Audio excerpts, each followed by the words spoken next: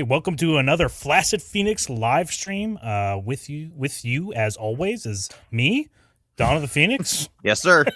and with me as That's one of always them. is Flaccid Gator. What's going on, man? What's up? What's up? Dude, Merry day after Christmas. yeah, we were trying to think what we might do for a stream this week, and we thought, well, we're going to be doing the big live stream later this week on Friday. We're going to be doing the 12-hour live stream for the Two Towers. So we thought, why don't we just get a little prepper in here and do a Fellowship of the Ring run through video. Yeah, just do a quick little run through. We got a few things that are going to be very similar, things we're going to be doing on that live stream.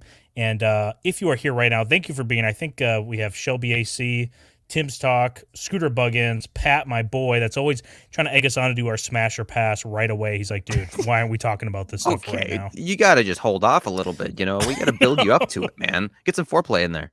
Dude, yeah, for real. You can't just jump right into it. No. And with us for this live stream, we have X-Ray One of my, well, people might not know because he doesn't talk on his videos. He does because he's a YouTuber. He has YouTube videos, but he's actually one of my closest friends. So I have him on every once in a while to bully him in public. It's kind of fun. How's it going, man?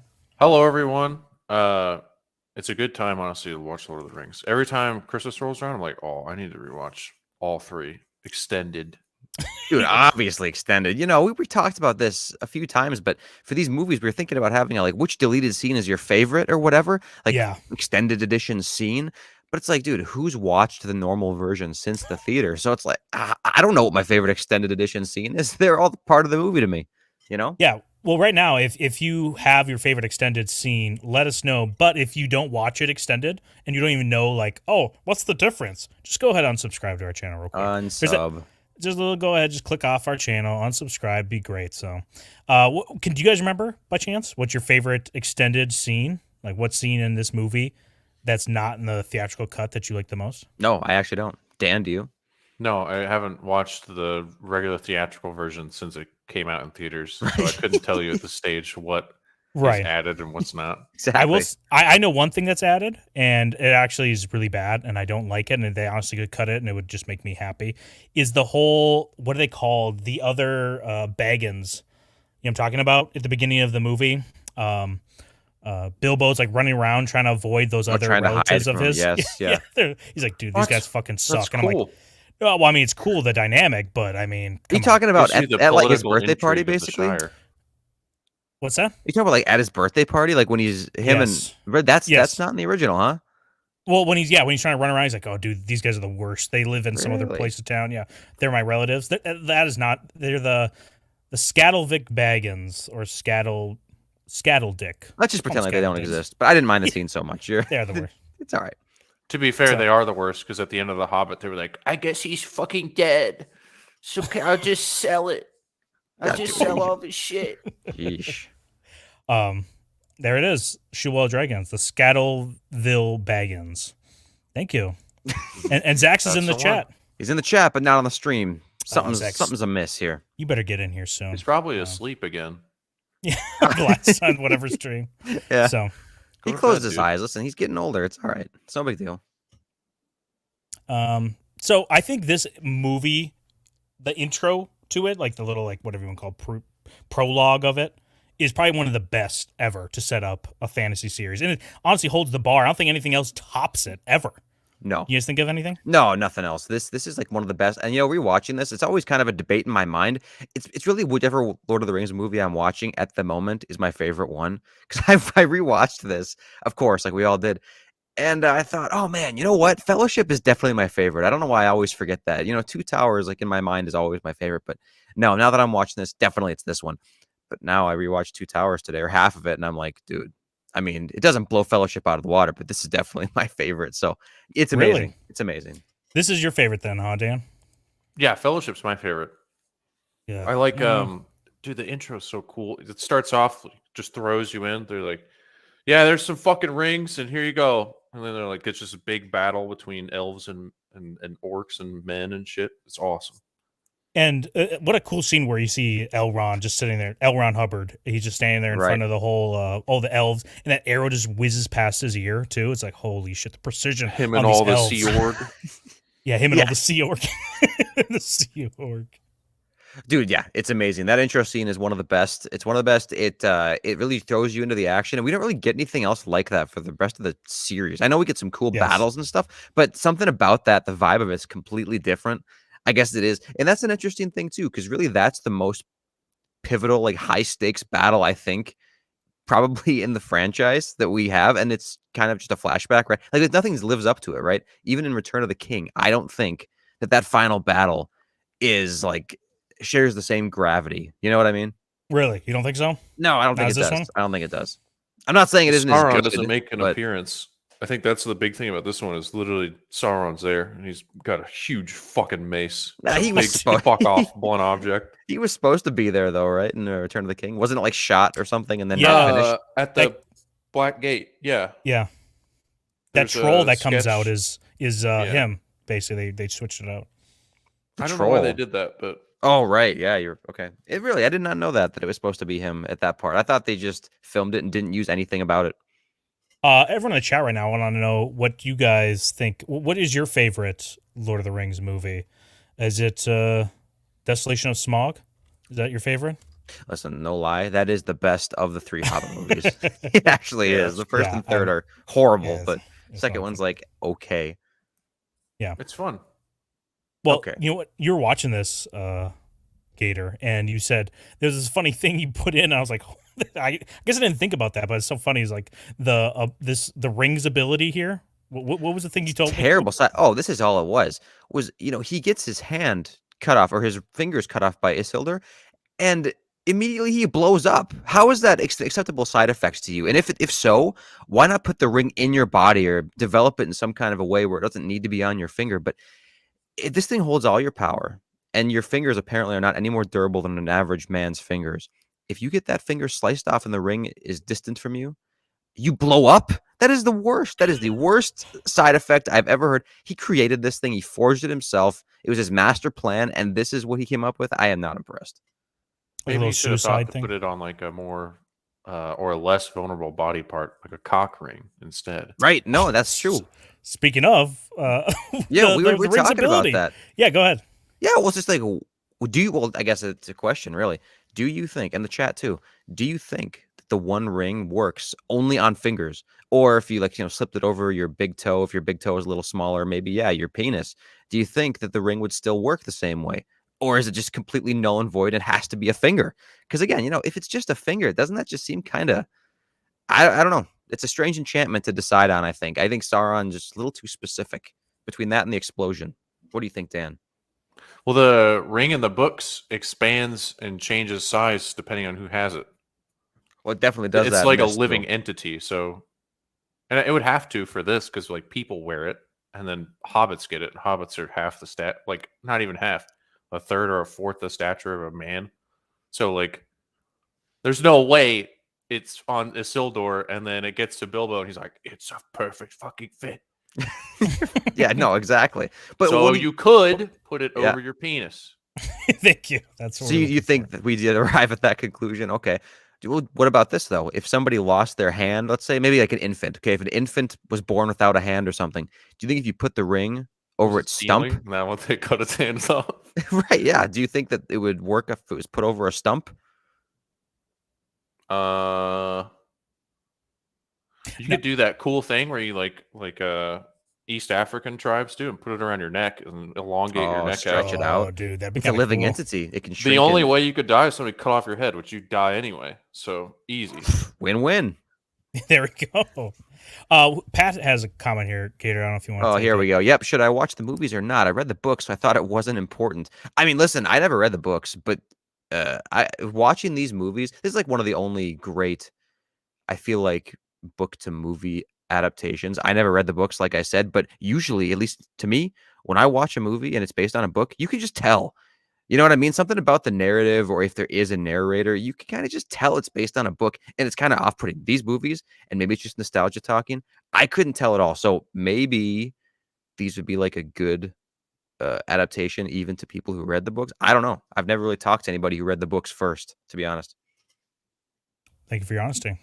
Yeah. To be dishonest, though, I've talked to a lot of people that read the books first, and then I gave them advice on whether or not they should watch the movies.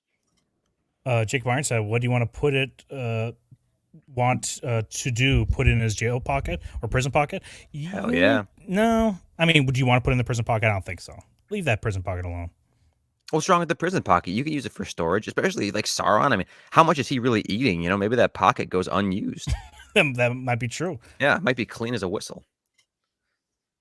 All right. Well, I wanted to say this when I was watching it, and no one was around. I was like, dude, after rewatching this guy might be the most base guy out of all of Lord of the Rings right here. This guy Sure, who totally. who has this woman being like, please love me. He's like, dude, I'm on my Sigma know. grind set right She now. brought him flowers. She brought him flowers. She has her lips extended. Like, she couldn't be more like, fuck me, fuck me. And he says, absolutely not. He's not even looking at her. You realize that? His eyes and mouth are all over the food. Yeah, I know. And it's It's great. sprinkles This in the guy's awesome. Shire. They got Well, sprinkles on that. That's that's just okay. a chocolate Oh, donut. dude. it's just from like what's called the production food court area. It's from the fucking food craft table. This Yeah. actor wasn't supposed to have this. He was supposed to kiss this girl. He was supposed to kiss this lady. and They he were was like, filming the "Fuck whole that." time. This Improv. bitch. Yeah, little That'd be known fact, this whole movie is actually semi-scripted. Yeah, they just Yeah, true. what movie did they do that in? Where it was just like all like I'm trying to remember what it was. Where it was kind of like that, semi-scripted, and they just kind of went with it. Really? What kind of movie was it? I don't know. It was not. You could kind of tell, or maybe it was just some scenes. I think they do that a lot in comedies, where just like some scenes are not scripted. Or whatever, Oh yeah. but, I mean, like fucking like Curb and like what? It's Always Sunny, right? Aren't the both Right, those right, right. super semi-scripted? Yeah, dude, that's the best way to go for comedy. It's Always Sunny is actually hyper scripted. Is it really? Yeah, because they asked. Holy shit! I forgot Rob McElhenney. I think that's how you say his last name. That's the show's creator. He's Yes. Mac. Yep. And he said that it's like a misconception that they like go off the cuff. They say like everything is written down and they follow their lines to like a T for the most part, which is weird. I think Danny DeVito's the only one who would like do his own thing sometimes, which makes sense. He's Oh, also cool. a hobbit. In addition to the Fellowship talk, we have also a It's Always Sunny in Philadelphia historian in X-Ray One. So thank you. Hey. Thank you. Lovely Sherry is here. Thank you for being here. Oh, the return of the king. Speaking Oh, of Stephen Ransom. Oh, You were down and out, buddy. Boy, good to see you. dude, Stephen, I'm gonna DM you right after this. I need to talk to you about something. Yep, you're needed, my Nothing, friend. nothing bad. But Nope, you're needed. Shelby AC said Christopher Guest's movies don't really have scripts. Okay, whoever that is. Believe the you. fuck Made is that? up, made up person, whatever Shelby AC. We don't believe you. Yeah. Okay, I want to ask you guys, what do you think is going through Bill's head when he goes, okay, my plan is to go up in front of everybody, disappear, and then just leave? Is this like some like pathetic David Blaine act that he always wanted to do in front of people? It just kind of seems weird to me, you know? Dude, I think it's genius. I think it's absolutely genius. Dude, if he just kind of abandoned ship or whatever, disappeared in the middle of the night, people would always kind of be wondering, you know, it's like, all right, I guess he ran out. He's alive somewhere. If you disappear right in front of their eyes, I guess this is kind of a mystical world where they, you know, invisibility might be pretty reasonable, especially since they know Gandalf personally. But I don't know. I think this is pretty convincing. You disappear and then you never are seen again. They probably just think you disappeared for real. Well, I don't think they made you disappear for fake, but Okay, well, to each his or her own. Dan, what about you? What do you think of this? I think it's a great, perfectly executed plan from Bilbo. What a cool move, because you have like what he's saying, people in Hobbiton like don't believe him, and he's like, yeah, he made all that shit up. Don't listen to Bilbo. He's a fucking schizo. He's talking about dragons and stuff, and they're like isolated in the Shire. They don't even really like a concept of like goblins or anything. Right. And so if you just fucking vanish in front of everybody out of thin air, I don't know, that'd be pretty sick. I think so too, man. I mean, it's a power move. I just don't know. I don't know the reason to do it. Come on, dude. I think, dude, I'm one. You know, usually we're on the same page, Don Boy, but on this one, I gotta disagree, man. Bilbo, he reigns supreme in the situation. Shelby AC says, "LOL, what do you know? Best in Show or Mighty Wind? You would like him? He did Spinal Tap too. Oh, what you don't know? Gotcha. So this is Christopher Guest's repertoire. Yeah. Huh? Thank you. Okay. And she also said he's married to Jamie Lee Curtis, but that's not important. That's I feel like rough. that's the most important thing. Sorry. King to Nations. Hello, everyone. Hey, thanks for being here. Just want to remind everybody to, if you're watching right now live, go ahead and smash that like button. Like, you know, this lady wants to smash the Hobbit to the right, but no, he's going to be smashing that donut. You know what this kind of looks like? This looks like me whenever I'm trying to steal someone's, like, dessert. Like, Dan, you know, when we were in school, and I would just take that whole bagel shoved in my Steal mouth. someone's entire bagel and put it all in your mouth. And it's not a meager, like modest bagel. It's a very big bagel. It's based. Yeah, I tried it's to do a that power. one time and I almost ran out of air. So I couldn't get oxygen. Dude, you ain't trying hard enough. You know, I wasn't. this Hobbit right here. Do you think that after he's done with it, he will like go with the woman, or is it totally he doesn't give a single shit, or is it just a priority list thing? I don't think he gives a single shit. He's just like, yeah, Really? whatever, dude. If I can get this tall woman on my smash list, so what? But there's some great looking donuts in front of me right now. All right, yeah, dude. Like we said, based as fuck, man. And then Mrs. Martin Muse is here, as well as let's see here, Abomination AJ. What's up, AJ? Dude. AJ's been Nerds. Hey, Dude, there are some werewolves in this universe, so check it out. Watch the movies. Oh, don't tell him that. You'll be disappointed. Oh, sorry, AJ.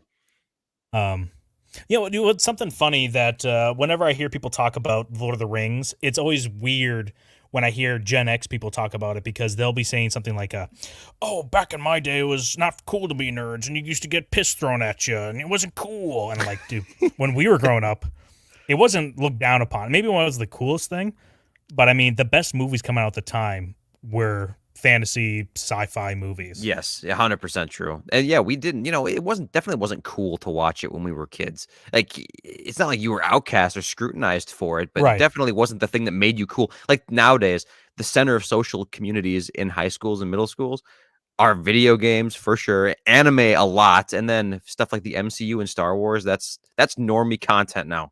When we Yeah. were kids, I think it was probably still a little bit out there, like nerd content, but I don't care, dude.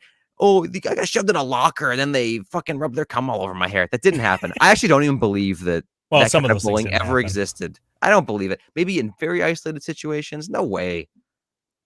it didn't, but it should have. Yes, thank you. Agreed. Well, I don't know if that's really like I know Gen Xers do say that, and they'll be like, well, They do. when I was growing up, it wasn't cool to play D&D, so I played in private.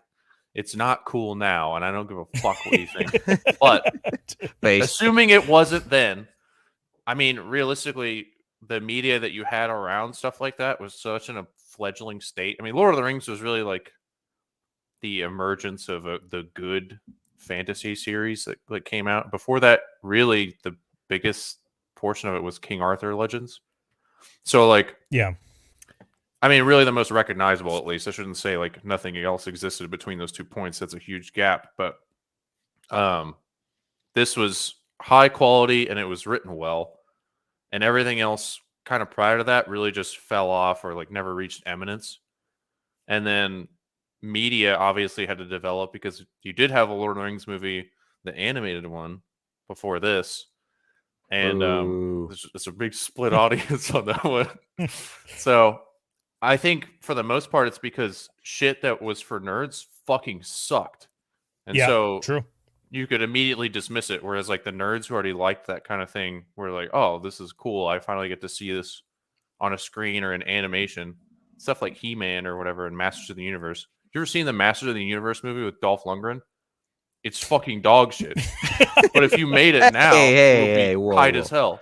Yeah. Well, no, if you made it during this time frame when they actually Yeah. respected source It material, would be sick. because like what came out around this time, like Spider-Man, Matrix, X-Men. I mean, X-Men's kind of, it looks corny in retrospect, but then we'd get into the Nolan Batman. Like you got Yes. all these The awesome 2000s sci-fi. were so good, man. Yeah, awesome sci-fi. Respect the source material. Right towards the tail end, you get Iron Man. But it's just like, oh, we thought we were just gonna go on forever. It was just gonna become more perfect and perfect. But then all of a sudden, Just like, keep winning. yeah. But then all of a sudden, like, Dude, it's sad Not so too because quickly. we didn't really realize we're going down the deep end until it was really too late too. You know that? Because like looking No, back no. now to stuff in the like 2010 to 2015. Sorry, I don't want to get too off on this, but Yeah. man, it's like I was really hype and into it when it was there, but it still wasn't quite as good as the past stuff. I was like, oh, okay. And then suddenly everything just went totally to shit. And now looking back, I can think like, okay, yeah, this was the downward spiral. It just can't be topped, man. Lord of the Rings, so fucking good. The Hobbit's a perfect example of how they just totally Right, yep. disrespect things these days. I understand there's less content to work with, but they didn't have to make that a trilogy. They could have just made it 2 movies, no problem. Nosferatu is here. Thank you, my little vampire, for returning to us. Here, so we're gonna do a what? What do you want to do, Gator? Do you want to call it the fill in the blank? We'll have everyone in the chat guess the correct answer. Yeah, What we'll do does a fill in the blank. Yeah, everyone in the chat. I'm gonna play a clip. You're gonna fill in the blank, and then Dan and Gator's gonna give us the wrong answer for this clip.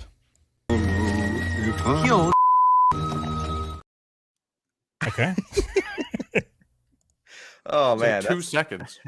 Okay. You gave me nothing. I'll play one more time. Right? Your Ready? blank. Fill in the blank.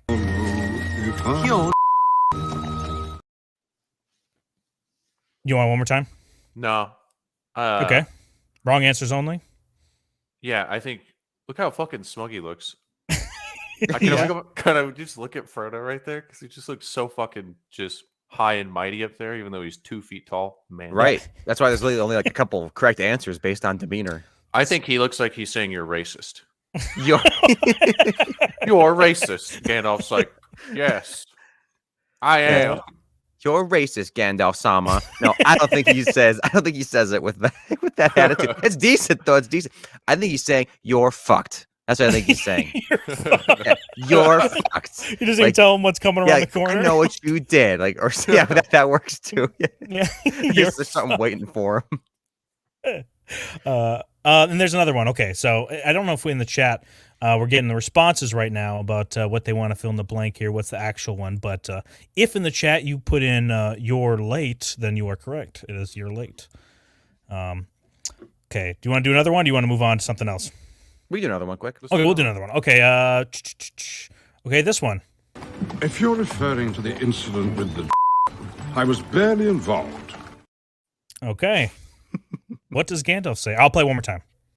If you're referring to the incident with the I was barely involved. Okay, incident with what, Daniel? What do you think, Dan? If you're referring to the incident with the one ring to rule them all, I was barely involved. Come on, it's 2 on the nose, but I think he would say that. I think he would say that. He would. The one ring to rule them all. Dude, I don't know. Maybe the man. This is a tough one for me. Shewall says the donut. Oh, yeah, the donut's pretty good. I was thinking of a food thing as well. I was gonna say the cucumber, but can't say it now. Can't say it now. The dragon. Shelby AC says. What do you think, Don? Shut up. Should we that's tell her? that's correct, Shelby AC. It's the dragon. Yep. Good job, Shelby. And Although it would be better with something like the one ring or the donut or the cucumber, the pig, you know. I really would like it if he just did hyper specific. If he's like, if you're referring to the incident with the Lord of the Rings, The Fellowship of the Ring, released in 2001, I wasn't involved. Right, it's directed by Peter Jackson. Yeah, All right. PG-13. We'll do one more. Okay, right, one more. Yep, one more. All I did was give your uncle a little out of the Somebody lead here. I got Play it one more time. Play it one more time. Okay. All I did was give your uncle a little out of the Okay, all I did was give your uncle a little sip out of the tap. All I need to do. All I wanted to do. Okay, hold on. I gotta play one more time. All I did was give your uncle a little out of the All I did was give your uncle a little taste of the meth. Yeah, right? there we go. That works. Yeah, that's right. I was going to say something like, I gave your uncle a little hit out of the 8-ball, but I... Yeah, that works. Fuck. All right, well, anybody in the chat? Or... Come on now. Come on, guys. What is it? A reach around? Okay, that's pretty good. Shoewall. A rub and tug? Yeah, all I did... give you... Lucky massage. Why is rubbing involved? I don't know. Dude. Yeah, keep the rubbing to yourself. Just go ahead. Stop that. Real quick. You're going to chafe me. Yeah. So, I think for the stream, I think we should put subtitles on there, huh? Next time. That might be the best, so people can actually read it the whole way through. Yeah, that's probably a good idea. Might be the best thing. Okay. But what is a Gator? This was a little nudge out the door, I believe. Oh, dude. A little nudge out the door. Better not be that back door, baby. No. Well, it'd be nudge inward if that was the case. Who's this? The Crow Man? A little ram of the Based. A little U.S. Marines out of the big black Ford Raptor truck. Under siege, under lockdown. Do you know what scene? Do you know what scene's really good? Is I really like it. Is when that ring drops out of Bilbo's hands, it just doesn't move at all. Just it's like made out of like the heaviest metal of all time. Like what is like cobalt or whatever? What is it, Gator? Oh, the osmium? Yeah, Probably. when Bilbo like tilts it out of his hand, right? I was just boom, hits Oh, the yeah, door or hits the floor. And you're like, Yes. holy shit! No bounce at all. Maybe there's a magnet right underneath the ground. Like there's a wood panel and then a magnet right underneath it. That's the only explanation. Yeah. I don't remember what viewing of this movie I realized that they actually go to Minas Tirith because they don't show it like in its glory, right? You only see side shots of it, so you don't really think like, oh, look at this amazing white city. You kind of just get these kind of Right. bland shots of it. And Well, it's so quick, and it's actually one of my sorry, I didn't mean to interrupt, but this is only one of my only really complaints about this movie. If they were going to make it extended, why wouldn't they just go all out and show a little bit more of Gandalf's little journey? Because he's like, "All right, see you later, guys," and then goes on this. I mean, I assume pretty treacherous journey, at least in terms of him learning this information. That's like super. I don't know, scary to him or whatever. And then suddenly he's Right. back like 5 minutes of screen time later. You know, like he made a Yeah. journey that was as far as like the rest of the Fellowship does over the course of 3 movies. yes, So I mean, in the book, it's supposed to happen over like I think how many years is it? I thought it was 30. Yeah, it's a big span of time. He's gone, and then he just kind of was like, I forgot about it. Yeah, And let then he me make comes this back full whenever screen. shit's fucked, and he's like, oh, by the way, the thing I left you with. If you can see the little white dot here, right? So we start up. That's where the Shire is at the top of the far Yeah. left. yeah. Up on the top. And this is the journey they go on. And that's not even too. Here, maybe I should move it like this. Okay, get us out of the way. Yeah, you can see Gondor down there at the bottom. So, I mean, they go. Gandalf goes even further. And then he immediately comes back up there. So there's a ton of space. And even just looking at the journey the Fellowship takes for this one movie, because the white line just indicates where the Fellowship goes. Yes, yes. Dude, that is so far they make in one movie, and then from there they kind of just muddle around the Gap of Rohan. So Gandalf goes from the Shire all the way there and back. And that's supposed to take, you said 3 years in the book? 30 years, I'm sorry. I don't remember how many years it is. I don't know if it's 30. Is it gonna look it 30? up. I well, thought have to it's look it very up. long. You look it up, but yeah, so Wilson regard- Justice says 10. Yeah, Okay. I Could be. don't trust that guy. 10, I mean, 10's a little more reasonable, you know, but 30, I guess. But when he did leave, was it for the intent of finding the information that he found, or was it like kind of like a, well, I want to know about this thing, but it's not my top priority. I'm leaving because I was going to anyway. And then he came back So- after, you know what I'm saying? I just looked it up. He's Okay. gone for 17 years, so Shit. I'm Wrong, mostly Wilson. Right. Yeah, fuck you, pal. He's gone for 17 years. He goes to Minas Tirith, like you see in the movie, and then he talks about meeting Gollum, I think. But he goes to find Gollum also because he wants to Oh, know what that's happened. true. Okay. And That's then true. Aragorn apparently assists him in tracking down Gollum. Really? I forgot about also, yeah. Okay. And that's how he interacts. He's basically Gandalf tells Strider at that point to go meet the hobbits in Bree. Okay, that's interesting. I guess, yeah, that definitely wasn't clear. If the movie really made it Right. seem like Aragorn was like a super genius, you know what I mean? Like, Wilson Dustis brings up a really and a good super point 'cause good it's- guy. Frodo does wait a long ass time. He's like, I'm just gonna hang out on the ring, man. And he's like, I don't think shit's that bad. And then the ring race show up. He's like, I guess I gotta go. Yeah, holy Where are you shit. going? 17 years. My God. I know. Mrs. Flu and Krampus Jeebus are both here. Thank you for being here, guys. What's up, guys? And if you could, just go ahead, just smack that like button like you want to smack us around. You know what I'm saying? Yeah, just like that. Thank you. I do like how we can see when Frodo tries to give the ring to Gandalf. He's like, just take it. He's like, don't tempt me. you know? I Oh, know. it's so good because you actually believe him too. He's just like, dude, do you know what I'd do? I would try to do good, and I know it would be bad. But it's great. And you know what? Yes. Like, as much as I love these movies, but after this whole year of me and you like reviewing just trash series and movies that came out this year, these scenes just look so much better in comparison. They're Especially because amazing. we just watched the Witcher Blood Origin. Dude, you want to Oh talk my about God.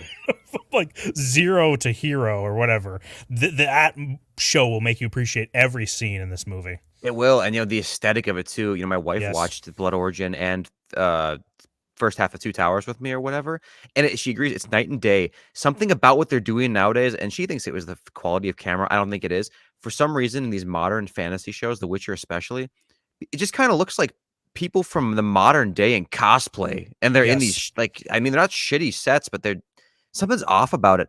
Versus Lord of the Rings, it really is convincing me that these people lived a long time ago. Maybe it's the way they talk. They're not saying fucking cunt all the time.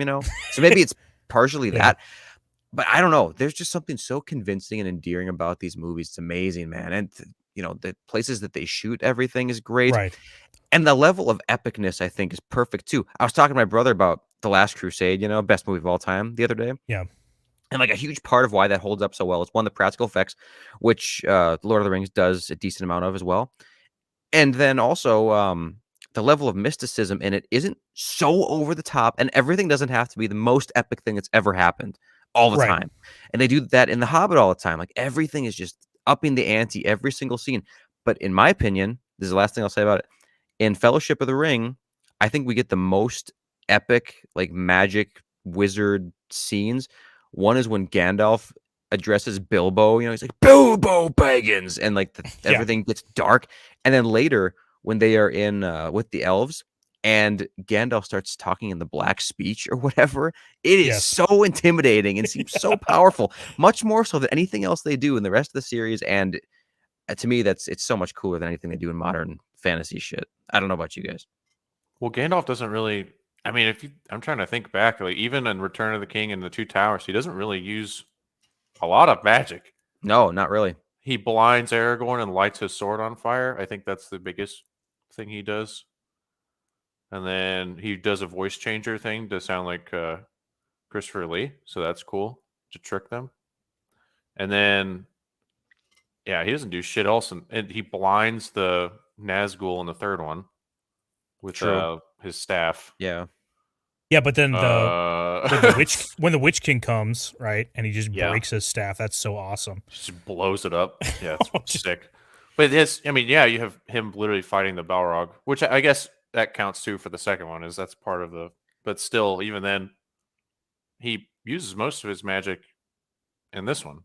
He does, and the Balrog fight is sweet too. But it's mostly he's just kind of sword fighting that thing. It doesn't really seem like there's a lot of magic going on, but it's still. I think that's really cool. Like this little bit of magic that we see out of Gandalf, the way it's presented, it's so atmospheric, man.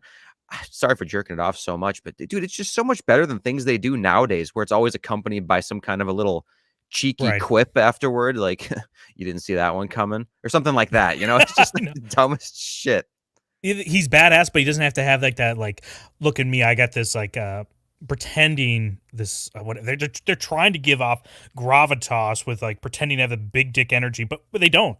They just have to like pretend, or if anything, what they have to do is like explain it to you that I'm a badass. They're like, oh my god, is that the guy from the whatever clan? He killed all those people. It's like, you don't need to say that. You just show like in scenes like Aragorn in this, Boromir and all of this. You get from their performances how awesome they are without them explicitly telling you how awesome they are to their own people.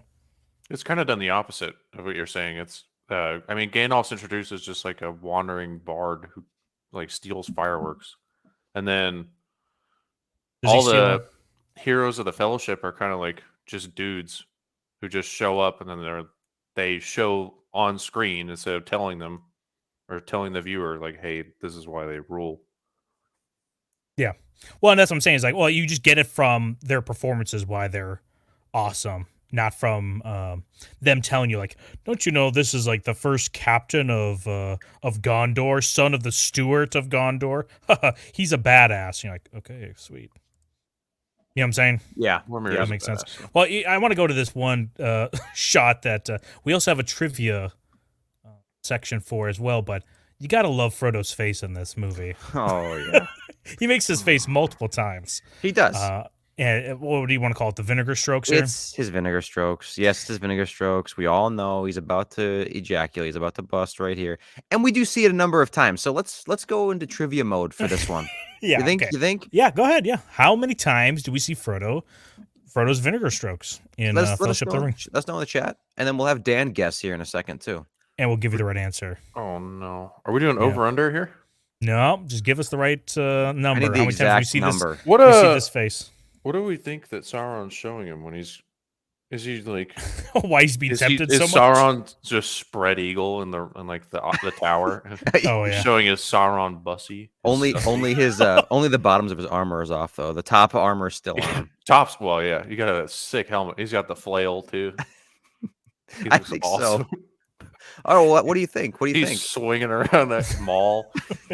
He's trying to count them in his memory. Like, wait, okay, 1, 2, 3. Come on, Dan, tell us how many times. Dragons, look at my sussy. Steve I would Rance, say just this movie. Just this 6. movie. You think 6 times? I think Shield 6. Wall gets Damn, a Shield Wall 6. nailed it too. Crush. Wilson 4, and yeah, Steven, just this movie. Just this movie. And Nosferatu has a comment here, Gator. Oh yeah, no, I saw this. The revelation that the Flacids are married has destroyed my sense of reality. I thought we were all gay They're married to solidarity men. brothers. We still We are. are, dude. Yeah, we are. The wife thing, it's a beard. It's completely a disguise. Societal disguise. Yeah, we're married. We just sleep in the same bedroom, me and Gator together. So Yeah, exactly. if you guessed, which I don't think they have, the correct answer is not in the chat or stated. Well, 3 times. Yeah, 3 times. If you want to know when they were, it's the first time was when Frodo was hiding beneath that branch when the ring wraiths were first upon them, and I think they were still with Merry and Pippin at the time. The second time was when he was on horseback with Arwen after he got stabbed by the ring wraith in the rotator cuff, which would hurt like shit. Oh, and I know. And then the third time, you know what? Honestly, you could call it 2, because the third time was when he got stabbed by the troll, and it wasn't the vinegar strokes, but he made the same face. And he didn't really even get stabbed, so I don't know. The mithril saved his ass. He still made the face though, so take that for what you will. Dude, he's like salivating when the troll stabs him. True. I should have gotten a photo of it, but when over this Christmas break, I rewatch like every year. I watch Muppets Christmas Carol, and the ghost of Christmas Yet to Come. I remember when I first saw the Lord of the Rings, I thought these ring wraiths look just like the ghost of Christmas Yet to Come. This like dark figure with the whatever hood and like empty blackness inside the hood. I don't know why. That I've was never like my seen first it. frame of. You've never seen that movie? No, I've never seen it. Oh, it's so good. Danny, you know what I'm talking about? They look like that guy looks like a ring It's wraith. the perfect Christmas movie. Yeah. I guess he agrees. Yeah, he does. So when the Fellowship gets together, I kind of thought, what a like zero. I need to make like a list of 0 IQ moments for Gimli. But when he's like, "All right, that's it. I'm just gonna destroy the ring with my axe," I'm like, "My guy, come on." No, you don't know. This hasn't been We're waiting tried. for you to hit the thing with your axe. Come on, guy. It hasn't been tried, man. It's He's so the first funny. one. Yeah, he's like, hey, what the fuck are we talking about? I'll bust it right now. Fine, I'll do it. That wouldn't work with a regular ring. I know. So what is he? Well, he could maybe make a dent out of like a regular ring, maybe. But Yeah, if it was pure gold, which I guess that's probably what he thought it was, is pretty malleable. But I'd be like, if I was Elrond, I'd be like, what the fuck? This dude swung at my goddamn table. Nosferatu says, my New Year's resolution is to become a mod here so I can become conflicted when they dual stream with Zax. Joke's on you, Nosferatu. No more dual streams except for the legendary 12 hours for 2 towers on Friday. Nosferatu, I literally have to make you a mod to get you to stay here, motherfucker. Is that how it's going to be? That's fine. Do it up. We'll do it. And then Wilson Dustis, Marley, the best Christmas song. Yeah, it's a great Christmas song. And Shield Dragon, yeah, he does look like a ring wraith. Thank you. Good for you, Don Boy. You got affirmed. We're all so impressed. I'm kind of wondering, I know they have to travel light, but come on. If you're going to have 9 people, why not have 10 for the Fellowship, right? Yeah, I know. Like, tack one more on there. I know. I think so, too. They're going for the whole, the race of men was given 9 rings of power. It's like, I don't know about that. I don't know if it needs to be that correlated, especially considering, 5 of these guys are not even men. True. Not on board. Not on board. I do need a 10th one too. Round it out. I'm not even an OCD person, but it's getting me here. Shelby AC says she loves Muppets Christmas Carol. Yeah, it's the best Christmas Carol of all time. I don't know why Gator has not seen it yet. Let's do another. Do you want to do another fill in the blank here? We have some ones. I'm trying to keep it with the where it is in the movie. Here's a good one. Everywhere I lie, there's a dirty great sticking into my All right, I'll play it one more time. Everywhere I lie, there's a dirty great sticking into my. Yeah, perfect. Perfect. Yeah. What Dan? does he say, Dan? Everywhere I lie. There's a dirty grate blank sticking into my blank. There's a. I don't want to do the obvious. The obvious No. is very Right. simple here. Yes, yeah. There's a dirty big interest rate sticking into my portfolio. That's not bad. That's not Yeah, bad. there you go. No, Chat, let us know what do you that want to play. stinks. That stinks. I'll play one more time while You get Dan's thinking. Everywhere I lie, there's a dirty great sticking into my. I don't know. I feel like he might be thinking about his investments. Right. Gator, do you have a answer here? You'd say, there's a dirty grate nail sticking into my tire. How annoying would that be, man? Especially in Middle Earth. I'm like the only guy with a functioning car, and there's a nail in it. What are the chances? The literally worst case scenario. Wasn't there like a Ford Explorer in one of the scenes in the theatrical version? That they Was there edited out really? for the extended? Yeah, it's in the Shire, I think. I know what you're talking Yeah, about. Yeah, it's in the background. It's like a word. No Yeah. shit. That's Oh. the fucking tire. That's it. Dude. That's the one you're talking about. Yeah, it's in the Shire. It all works out, man. Well, what do you think, Dan? Come on, play for one more time there, Down Boy. All right, one more time for Danny boy. Everywhere I lie, there's a dirty great sticking into my.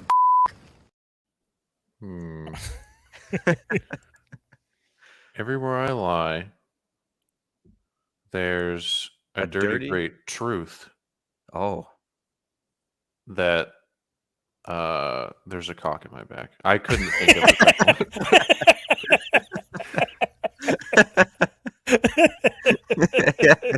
Yeah, that's good. Yeah, that's pretty creative. And I wasn't going to go for the obvious, but I had to fall right back on what I knew best.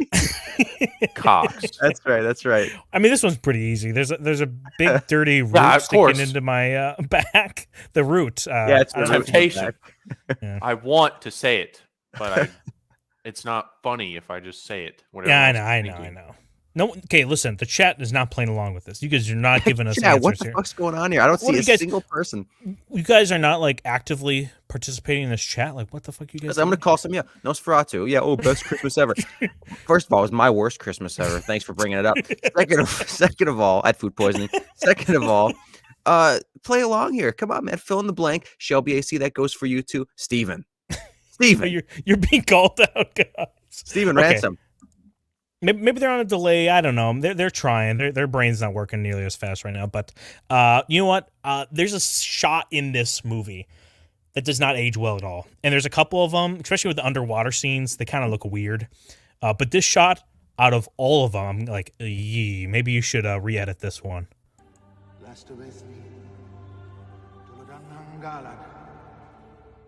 Dude, It has to be the worst shot in the movie. It's dated. Right? oh, scene rules. No, that's I not love Hugo cool. weaving in your face, just being like, "It's the smell, Morpheus." It's He's almost telling like a you to get fisheye out. lens. It It's looks like, yeah, I know. It looks like a music video or something I like out of need the the 90s. codes to Zion, Frodo. oh no, Mr. Elron. Smith, Agent Elron. It's me, Elron Smith. I knew it was you. I knew it was you. Listen, I don't think this scene was that bad. I think it's dated for sure, but you can look at a lot of shit from this time period and it looks like that. If you check out the first X-Men movie, dude, it is full of shit like this. Oh, Shelby, nice excuse. Every movie buying it. around the 2000s has that one weird effect where it has that like quick flash to cut thing. You know what I'm talking about? I can't think of it. I need an example. I'm trying to think. Man on Fire is the worst offender of that effect. Oh, I You know what you're remember talking Man about. on Yes, Fire I know with what you're talking Denzel about. Washington? It's like quick flashing and then zoom in, zoom out in this manner of like 10 frames, and Mhm. it's absurd. There's a movie. Is it no? Gamer The did f- it, and is that it Fallen? movie was like, You ever seen the movie 2015. Fallen with Denzel Washington?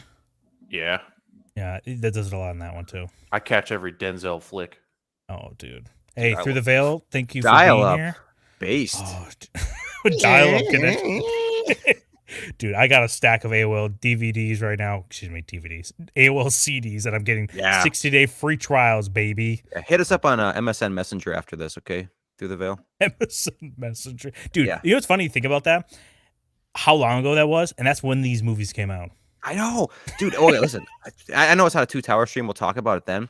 I'll repeat myself, but man, you know how it is a lot of the time when the first movie, like Fellowship, the effects aren't that great, even though I do think these effects are great, and they step it up so much in the second movie because the budget got so much more support or whatever. I am seeing that so much with Two Towers. It's actually amazing that it came out 20 years ago because it looks amazing. Even the CGI looks great in Two Towers compared Yes, to a lot of the stuff we get today. Yeah, I agree. And that worst shot is probably like a standard shot in most movies, but it looks so bad in this like groundbreaking Dude, movie. yes. Exactly. Yeah, no, it's great, and I love this movie. And well, I was gonna ask you guys earlier because we were talking about the best, like where this movie ranks for you guys, if this one's the best or where it ranks in the three. But which one do you think is the best action sequence in this movie? I think the big two are like the Moria and like in the forest right by the river. Which action scene do you like better? I love Amon Hen, but Moria rules. Moria's fucking action packed.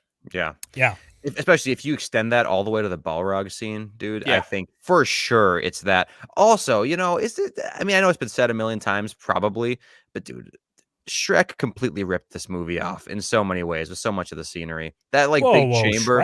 Shrek? But and actually, you know, the main theme of Shrek, the little it's like da na na na na da na na na na na. It's like exactly almost the Shire theme. It's like ridiculous. Whatever. I'm not even gonna go into it, but Shrek ripped this movie off big time, and they're not getting away with it. Yeah, I have to go. I think with Moria is my favorite because you have like the troll fighting scene, then they're sprinting out and the goblins have them all surrounded, and it's almost like a what would you call like a Deus Ex Machina, but in the exact opposite, right? Like, oh yeah, you were all surrounded by these goblins, but then this Balrog came to save you to put a bigger threat on your whatever shoulders. Which I honestly, I think they were probably lucky they got the Balrog because then Gandalf could go on with just the one. Mean, they're surrounded by those goblins. I think they die, but even before that, you have the Watcher with that giant fucking squid in the water. Oh yeah, that's true. So before this whole point, the worst thing they've encountered is the Nazgul, and it was just the hobbits. And then they're like, well, let's go through the mountains. My cousin's up there; it's gonna be sick. And then they get up there, they're like, there's a fucking demon. Can you imagine the perspective of being like Boromir, who's just fought orcs up to this point, or like Gimli, who doesn't even know his entire family has died? I know, dude. The communication, man, it's horrible. Can you imagine? Imagine that. Like down, boy. Okay, down where you are right now.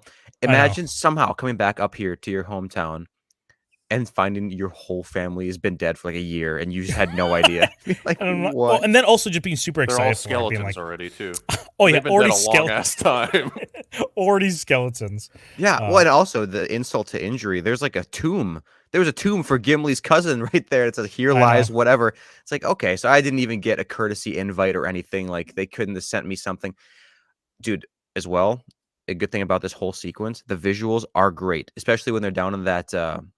When they're down where Gandalf stands off against the Balrog, dude. Yeah.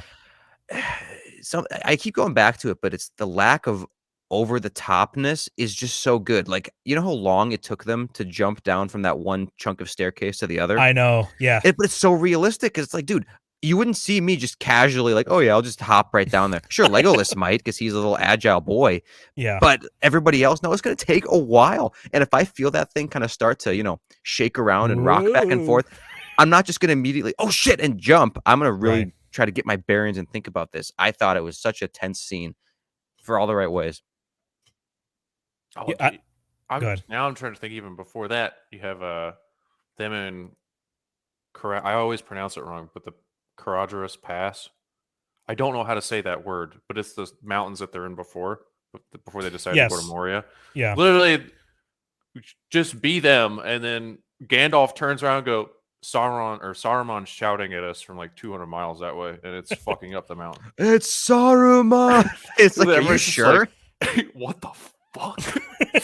He's screaming. Are you sure about that, Gandalf? But then I love like it cuts to the scene of him actually screaming on top of like Orthanc, belting out sick notes, and he's tearing apart the mountain. It's so cool. But Moria's so awesome because you have the cave troll fight, which defies physics in a lot of ways for Frodo. Because I mean, it stops him from being stabbed, but like, what would stop the kinetic force like impacting his thoracic cavity? I mean, it must be like his organs and bones are gelatinous or something like that. Like, I don't know. Like, they have a super elasticity, right? That has to be it. What would comparatively, how many gorillas would be the equivalent of a troll? I know. A lot. What, Well, like dude, that's the other thing in this too. 5 gorillas? Yeah. Like, No, it's got to be at Aragorn. least 20. 20 gorillas? You think so?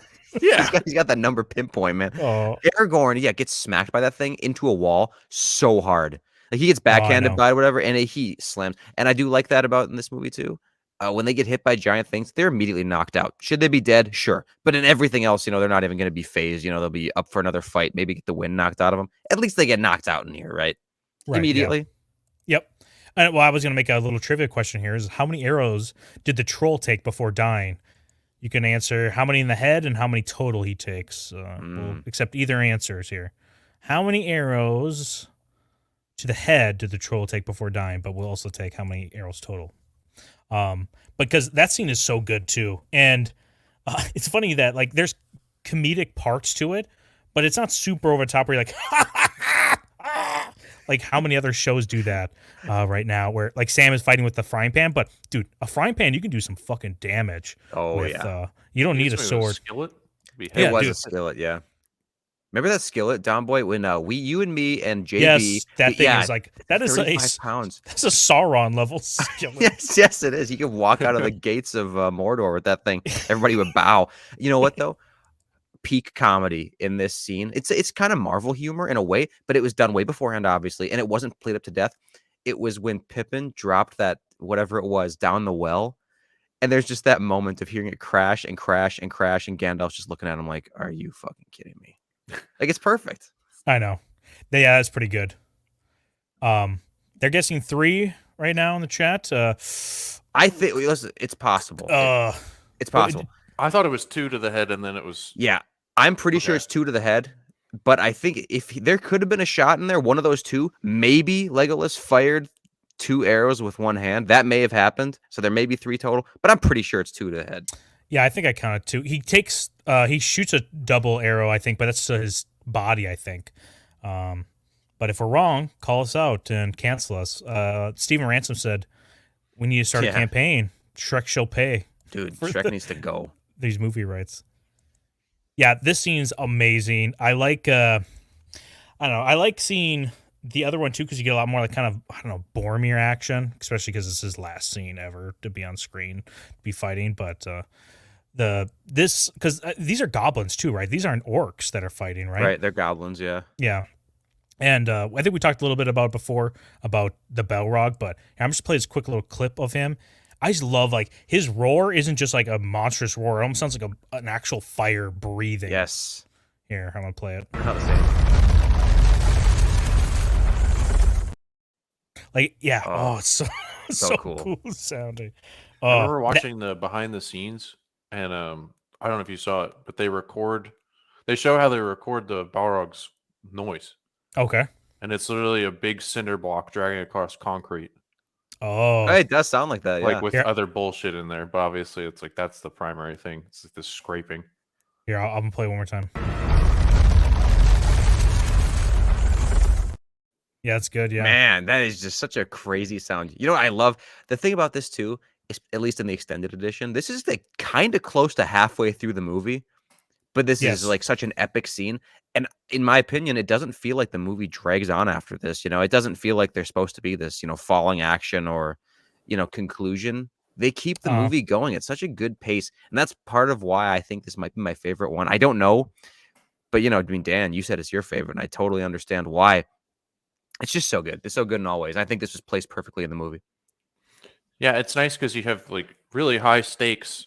It feels like there's really high stakes like right from the start. I mean, you have the goblins are flooding in. I mean, like the first thing you really see is like you just hear goblins, so you don't even see them yet. And then Boromir tells you that there's a cave troll, and then they like burst through the fucking walls, and then they're rolling through the cavern, or not the cavern, the Great Hall, and then they're pouring through the walls. It's so cool. And then they go through Khazad-dûm, and then Gandalf fucking dies. Well, kind of. Spoiler. And then Whoa. spoiler, sorry. But like they lose Technically, they lose their most powerful member like within the first, I don't know, 30 or 40 miles of their trek. And there's so much more there that I feel like the fellowship isn't developed, and they're all going through their trek together, and it's fun. It feels like an adventure from the get-go, but it feels like it's like fraught with actual danger. Whereas the Hobbit movies do not feel like that to me. Yeah. Yeah, 100% true. Like you said, or like we said, I guess, or maybe it's just me. Whoops. Over the topness is just terrible in all these modern movies, and extends back to the Hobbits as well. Like you were just saying, it doesn't feel like the stakes are that high in any of these movies, because at any moment, any character, no matter how minuscule, is going to luck into a situation where it's just ridiculous, over the top things to get them out of it. Like whether it be the elves hopping across the heads of the dwarves or whatever that was down the river. Yeah, I know. Or Legolas. So lame, dude. Yes, I know, it's so bad. Or I don't know, like a troll just fumbling around being so stupid that a hobbit is able to, roll out of the way, and hijinks. I can't really think of an example, but yeah, I agree. It's really good. And you know what else, pacing wise, about why Gandalf leaving was so good? Was because Gandalf comes back actually pretty early in the Two Towers. And if they had put Gandalf dying, or, quote unquote dying, at the very end, in actually the climax of the Fellowship, it would have felt like he was gone for 2 seconds, and it wouldn't have felt impactful at all. It's like Jon Snow dying in Game of Thrones. Spoiler alert, right? Like, he just comes back the first episode of the next season. The only saving grace is that there was a full year in between, so we were kind of wondering, but it was a good pacing move. Yeah, and like in the books, so I'm trying to remember where it ends, but I know the Boromir dies in Two Towers. That whole scene happens in the books like that. So yeah, it's definitely paced differently in, like where you said, like it happens right at the end. So I think this is a good change for it. And also you get the end death of Boromir, and it really kind of like, holy shit, everything. I just like how everyone goes their separate ways by the end of this, and it kind of leaves you scattered. Versus if they were to end it where the books end, it doesn't feel nearly as scattered. Big impact, but not nearly as scattered. True. There's a scene about Saruman. Here, I pulled a. I didn't pull a clip, but I pulled a picture of it where he's he's looking over here. Oh yeah. Go ahead, Gator. What's that? Which thing? This whole thing, like the door closing thing. My God, the door closing thing. Yes. All right. So we all know the scene. We all know the scene when Gandalf is confronting Saruman. And Saruman basically locks him in when Gandalf first realizes, like, holy shit, my, superior wizard turned on me. He's working with Sauron now. So first, Saruman closes one door as Gandalf's trying to walk out of it. So Gandalf says, all right, you know what? Fuck it. That door, it's closed now. I'm going to turn and try to walk out the second door. There are 3 in the room. Right. That door closes. And Gandalf says, okay, you know what? That's fine. 2 doors are shut. Maybe I can still get out the final door. I'll try to walk out that one too. That door finally shuts. I don't understand why Gandalf continued to try to walk out every door. He thought that the door shutting powers, telekinetic powers of Saruman, was only limited to 1 door and then 2 doors. Either that, or he thought that these doors, like you were saying before the stream, Don Boy, what was it, a draft? Did he think that there was a gust of wind that closed these doors one by one? Yeah. It's insane. Dude, come on, my guy Gandalf. That's a zero IQ moment for Gandalf. Yeah, 0 IQ. Yeah, it's a brainlet moment. I mean, you know what we're talking about, he has right? to fight. Yeah, well, like, okay, well, his alternative is fight the most powerful wizard in the fucking realm, and so I would be like, well, maybe it was a mistake. He closed these 2 doors. But like, he forcibly makes him breakdance on the floor. So I would be fucking pissed if I had to fight Saruman. Right. Yeah, that's true. I mean, I'd be pissed about it as well, but can you imagine somebody pinning your forehead to the ground and spinning you around by your feet? I know. How embarrassing too if someone walked in on you. Fucking ceiling. Oh. That would be rude. So yeah, I mean, I would probably be like, I'm just gonna, hey, all right, well, let me go out this door. So what do you think with the walking too? Because it's not like he sprinted out the door, like, teleported or whatever. I'm sure he can move quickly. They're wizards, right? He just kind of casually tried to trot out the door with his cane or with his staff being used like a cane. And it's not like they're actually old men, right? Like the wizards are very able, capable beings. They just look old. So I just am not understanding his sense of urgency, I guess. If that's the case, like, I don't want to have to fight this guy. He's a serious threat. maybe if he thought he was going too like slow enough or whatever, maybe he wouldn't spook Saruman into shutting the third door. I guess Yeah. maybe that's what it is. Like if I act calm and casual, maybe he'll forget about it until I get out the door. I don't know.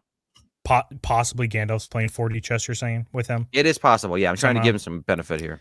Shelby Gandalf AC really should have says- been like, oh, well, you know what? Sauron's a pretty cool guy, huh? Well, I'll see you later. And then fucking Yeah, I know. leaves. Yeah, Right, exactly. starts to be like, oh, I completely agree. I gotta go. I'm gonna go get the ring right now.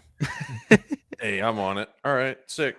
I mean, honestly, there is that component to it too. It's like, why didn't Gandalf? He couldn't have tried to just lie and be like, okay, yeah, you know what, you're right. I'll join with Yes. Sauron. I'm This gonna remi- go get the ring because they trust me. I'm gonna infiltrate. I'm gonna grab it. I'll be right back. But no, he just didn't do that.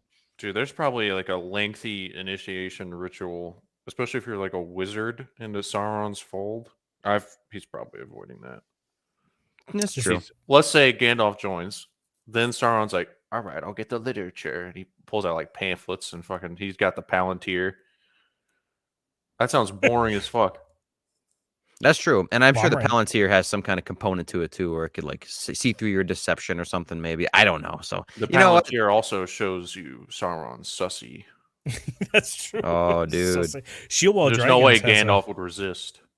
He has Yeah. a theory here. Maybe back in the day, he used to clown him with all the doors all the time. So it's like a return to their childhood gags or what? Yeah. What a trickster, dude. Dude, yeah, and Christopher Lee does have the coolest voice by Oh, yeah. far. He's the best Yeah. one Oh, to yeah. play Saruman. Shelby AC says. Here, I got another clip here I want to play. The fill in the blank. We could have done this one earlier, but we'll just do it right now. I am not trying to rob you. I'm trying you. What could it be? I'm not trying to rob you. I'm trying to steal from you. That works. That works. Chat, what do you think? Hold on, you got to play it again because I got to think of one here. Oh, yeah, do it one more time. I am not trying to rob you. I'm trying you. Audit, maybe? Damn. Because it still involves money. Right? Like I'm trying to Right. get an Tax inventory here. references. Yeah, Here, Shelby AC. Here we go. I'm trying to love you. yeah, that's good. Yeah, that's good. Yeah, That is that's good. good. He did say it in such a sincere way too, right? Like, I know. I'm trying to love you. He's so angry at first. I know. Yeah, I'm not trying to rob you. I'm trying to ransom. Stephen Ransom says to bless you. Aw, that's so sweet. That's so Oh. sweet. He I'm trying to- sneezes in his face. Yeah, I'm Bless you. trying to only give you the rub of the rub and tug. Well, that's not acceptable. Why would you want one without the Oh. other? Take it easy. Well, it's Yeah. the way more sincere one. So Yeah, everyone that knows is- what this one is. That is true.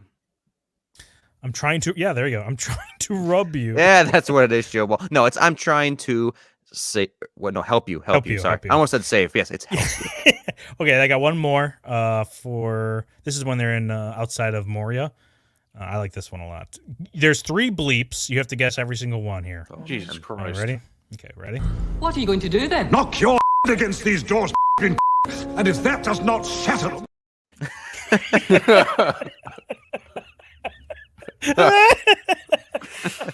All right, please, we gotta play it. You have to do this I'll in a play few it. times. Yeah, I got to do it a few times. I love this one. What are you going to do then? knock your against these doors, and if that does not settle them, Man, that's a tough one. Dude, this one, he's trying to compliment him, and he's saying, "I'm going to knock your dick and balls against these doors." Well, because it's like they're a, the strongest thing we know. Strongest dick and balls. it's like a what is that? A battering ram, right? Yeah. Shit. It's Yeah. Grond. Okay, I'm gonna knock your. I don't know. Okay, Think shit, of more shit. taxes again. We'll see if that plays. No. Here, I'll That play one more time. while we're surely thinking. will work. What are you going to do then? knock your against these doors, and if that does not settle them, Yeah, you could debt. I'm gonna knock your debt against these doors. There's a similar idea to you because it's the most powerful, dense thing in the room. But those second ones, that's the tough one. I'm gonna knock your. Oh man, this is really rough. Interest rate against this wall. I'm gonna knock your debt against these doors. The interest and rate. I don't know. It's too hard. That one's tough. Yeah, this is a tough one. Shield says, "Yeah, this sounds like a drill instructor when someone asks a stupid question." Yeah, I You know totally what? agree. Well, before we're gonna do this again for 2 towers, a ton of them. Mhm. We should have like brainstorm a couple ideas for each one going into Yes, it, we so that should. if no one thinks of any, we can still be entertaining. Yeah, Dude, looks like blank is back on the menu. Oh, Yeah. perfect. Easy. yeah. Looks like Feet back on the Shepherd's menu, pies boys. back on the menu, boys. Oh, there it is. Ugh, disgusting. England. Gross. British You know what- cuisine. Oh, I was gonna say this earlier because we had the map up. I know Tolkien wanted to make this like a mythology for England or the Brits, kind of. Why wouldn't he make a map that looked just like England? Then I don't get it. Why doesn't he just make use the? Because like we hear they say like September and October. They use Yes. our months and dates. So it's like, dude, just make this England then and make it like Europe. But instead he has like Middle Earth looks so distinct to itself and nothing else. I mean, that's not even like the whole map of Middle Earth, because you have like the land of Khand and you have like the fucking desert. Right. So I don't know. There's still more stuff. There's a whole island nation. Okay. I know what you're saying, but if I zoom out, it doesn't Fuck look like you. England either. Or Britain. It's actually a big map of Turkey, Oh fuck, gross. Why would he make a map? Toiki. dude. He had a thing against the Ottoman Empire. And so Stephen what? He Ransom hates has Middle a, Earth. Oh yeah. Knock you cuck again. These doors, little took. Okay. Okay. Yeah, that's a good Okay. one. Yeah, Yeah, that's there he good. is. Yeah, I just never got that. I was like, come on, Tolkien, just make it a map of England. Maybe it started as England, but there were certain things where he's like, this feels like more of a peninsula to me. So I'm gonna edit what's this place called? Andrast to be Right, a yeah. little peninsula action. And then it kind of just took off from there and became its own thing. Yeah. Karandros, dude, fuck around with my Gondor fucking geography. Get out of here. All Speaking of, look to the east of Rohan. What do you think's in the Brown Lands? We know it's in the Brown Lands. Do I get Just one wanted to guess? double check we were all on the same page. Yeah, we're all on the same page. What's in the Brown Lands? One thing I was going to say about the Belrog, I forgot to say it earlier, was, when I was a kid, it almost sounded like Gandalf was saying a spell when he was like, go back to the shadows, you flame of Udu, whatever. And he's like, what does he say? I'm representative of like this secret flame. You know what I'm talking about when Yep, Gandalf's yep. facing off? I always thought Yep. he was saying a spell, but really he's just shit talking. Way cooler. He is shit talking, bragging. yeah. He absolutely is. He's doing like the Daenerys thing, you know what I mean? Like listing all of his titles and everything he is. It's probably all bullshit too, by the way. I don't know what this I'm the whatever of the sacred flames. Like, okay, sure, maybe. The Balrog's like, I guess. I mean, I feel like he's probably the more of the guardian of the sacred flame than Gandalf. Look at him. Well, it's Stone Cold talking to Booker T, and it's a ladder match, so he's shit talking. Yeah, you True. got to do it. There's a time and place. And you can't fact check in real time, right? So you just got to take him for his word. And he's like, Shit, he's right. does he actually serves the secret flame? What the fuck? I gotta kill this guy Are now. you fucking serious? Also, the Belrog falls, right? He has the wings. What are they for? Like aesthetics here? Like what the fuck? Thought the same thing. I think he can fly. I think he flies up to the top of the mountain. But well, I know Gandalf's also surfing on his fucking chest. So That's true. What mountain are you talking about? In the the second top one, of Moria. That was on top of so I thought, because I just watched this or whatever, I thought he said that they went to the tallest point of the lowest place. And so I thought that meant somehow that they went down that huge chasm, went into the water, and then went so deep in the water that somehow they found themselves on, I don't know, another like what do they call that in fucking Godzilla? What was that thing called? oh, Hollow Earth kind of. Hollow Earth, yes. Oh, I thought it was dude. like a Hollow Earth shit. I was like, holy Well, that's shit, why how there's far did Middle they Middle fall? Earth, because there's Lower Earth too, and you didn't think about that, did you? dumb Right. bitch? Exactly. Is That means there's Upper Earth. is Tolkien's world a flat Earth? Is he a flat earther? Oh, he might be. It's the Oreo. It's the creamy center of the Oreo, and there's two other Earths flanking it. Hey, speaking That's of why I that, saw Middle Earth. speaking of that, my wife's parents gave me, parents-in-law, they gave me these little Oreo things, and it's basically just a cookies and cream Oreo filling surrounded by milk chocolate ball, thin little crust. It's not that good. Just negative review. All right. Just saying. We can move 0 on. stars? I'd give it like 1 star or whatever. It's just, you Okay. don't need milk How many chocolate with an rubs and Oreo. out of tugs? 1 rub out of 3 tugs. Oh, that sucks. That does suck. Actually not a big fan of. Were you gonna say something, Dan? Real quick. I was gonna say I love the design of the Balrog while we're here. Like Oh, he's it's so cool. so cool. You I don't see think all- there's ever been like a fantasy creature in anything that I've thought was as intimidating or evil looking as the Balrog. but it's not like edgy too, right? He's No. just definitely a good. Oh, here we go.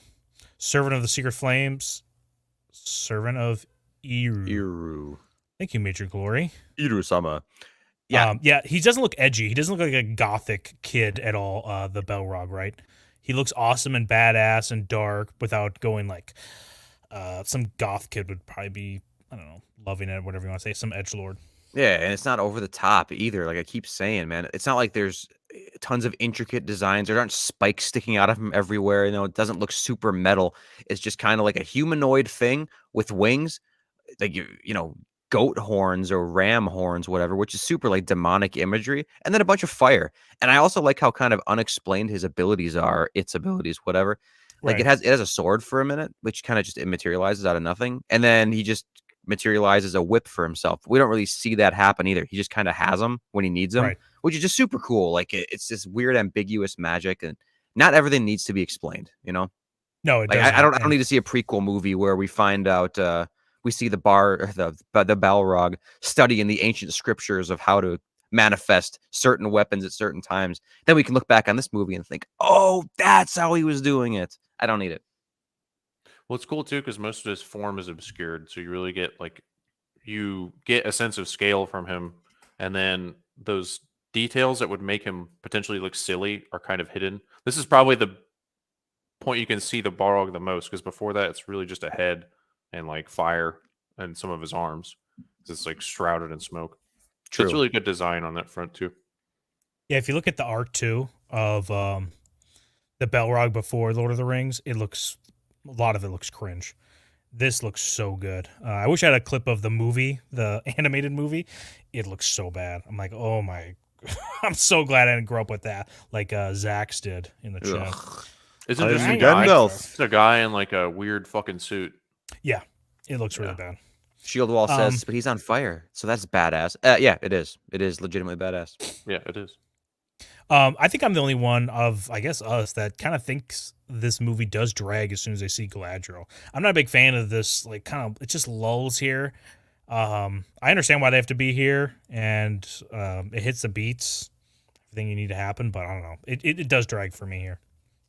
I think it's almost like the start of a new movie in a way. It's like a little miniature movie after the movie. Like we have like Act 1, 2, and 3. And then we have like, okay, here's Act 1 again. And then we kind of get in like a 2-3 hybrid, but it moves pretty quick, obviously, at this point, even though, the second half of this movie is probably close to the same length as an average movie. But I don't think it drags too much because this whole sequence is pretty short relative to the rest of the scenes in the movie.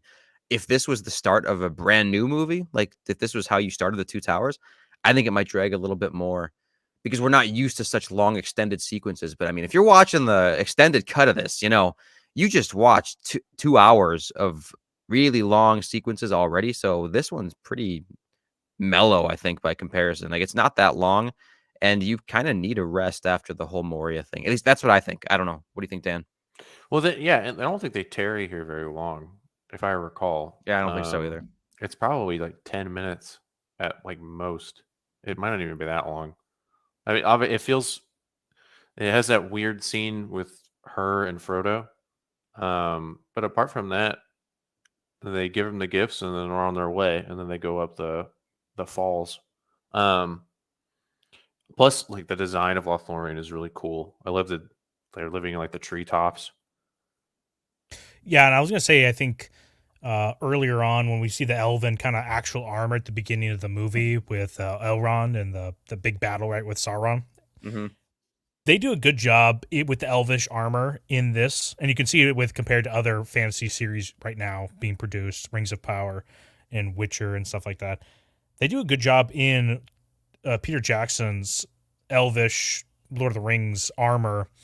It looks elegant without looking, I don't know, like Nancy, like, you know what I'm saying? Like it look girly or whatever. It looks elegant, but also strong. And in here, of course, like Lothlorien does look a little more like, I don't know, pretty, but the armor I'm talking about looks amazing. They do a great job of kind of giving you what elves look like. This is like I really do think they set the standard for dwarves and elves, and no one is able to touch these movies when it comes to armor for them. It's also not cringe, dude. Yeah, no, it's not. Yeah. That's the big thing too. Well, that and like armor in most fantasy film is like instead of like form following function, function follows form, and it, just like you were saying, it shows with the elvish armor and even the dwarven armor too. It is analogous of their culture, but it also looks like completely functional. Yeah, And it shows where they're at and like their cultural development. So the elf armor is like very form fitting and very elegant, but also it looks structurally sound. And then you have like human armor, which is like 12th century, like fucking cuirasses and stuff. And then the dwarven armor is like also ornate but very rugged, like they are. So everything matches each little pocket of civilization, and it all fits. And this is the one instance where I've been like, oh, the elves don't look like fucking goobers. yeah, And you brought up The Witcher. I think that's probably the worst instance of on-screen armor I've ever seen in my entire life, which is I even forget because I honestly didn't really care for that show. But the first season where they all look like they're wearing like folded up tinfoil. yeah. Oh yeah, Whatever yeah. fucking army What that are they? was, The Nif. horrible. Yes. What's that place? Nilfgaard. Yeah, it's Nilfgaard, yeah. Nilfgaard. Terrible. Yeah, it looks like somebody's foreskin was stretched onto their armor, right? I mean, if you look at them in Suddenly the I love it. games or like the illustrations, they look like a mixture of like French and German in like a 14th century, if not later. They have like a lot of. It makes sense because they're supposed to be like a pig empire. And then I remember when that show was coming out and they showed pre-production pictures of The Witcher, and they like showed them the armor, and people were like, "No, that's it's not going to look like that." Yeah.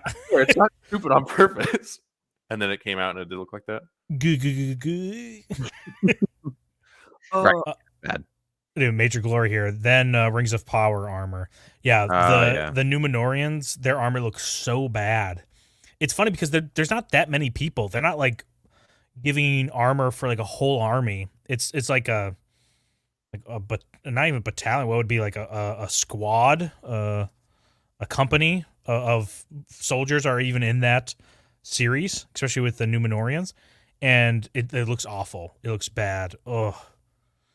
And Yeah, that's it another thing looks too. Is horrible. like the armor in this looks so good, and it looks like you actually watch behind the scenes of them. Actually, some people like lost their like what is it? Their fingerprints because they're doing they're weaving the chainmail so much, right? They just like wore off their fingerprints. Oh, that's awesome. Yeah, it is Dedication. awesome. It is. The dedication to it, it just shows you how much passion's actually behind this. And I'm sure that's a huge part of why so many modern things suck too. Like, we keep on going back to these same things. The Hobbit. That's definitely just a money grab. Those people weren't passionate about making those movies, at least not nearly as passionate as they were about making these. Even if they told me that they were, I don't believe it, Nosferatu, unless they had magical bleaching, dude. They did. He's talking about she looks really beautiful for those pale elves always have a dark anus. Yeah, dude. He said bleaching. Of course, they're talking about an anus. Well, Galadriel, her anus needs to match her, hair and overall skin tone. She can't have one of those, brown stars going on.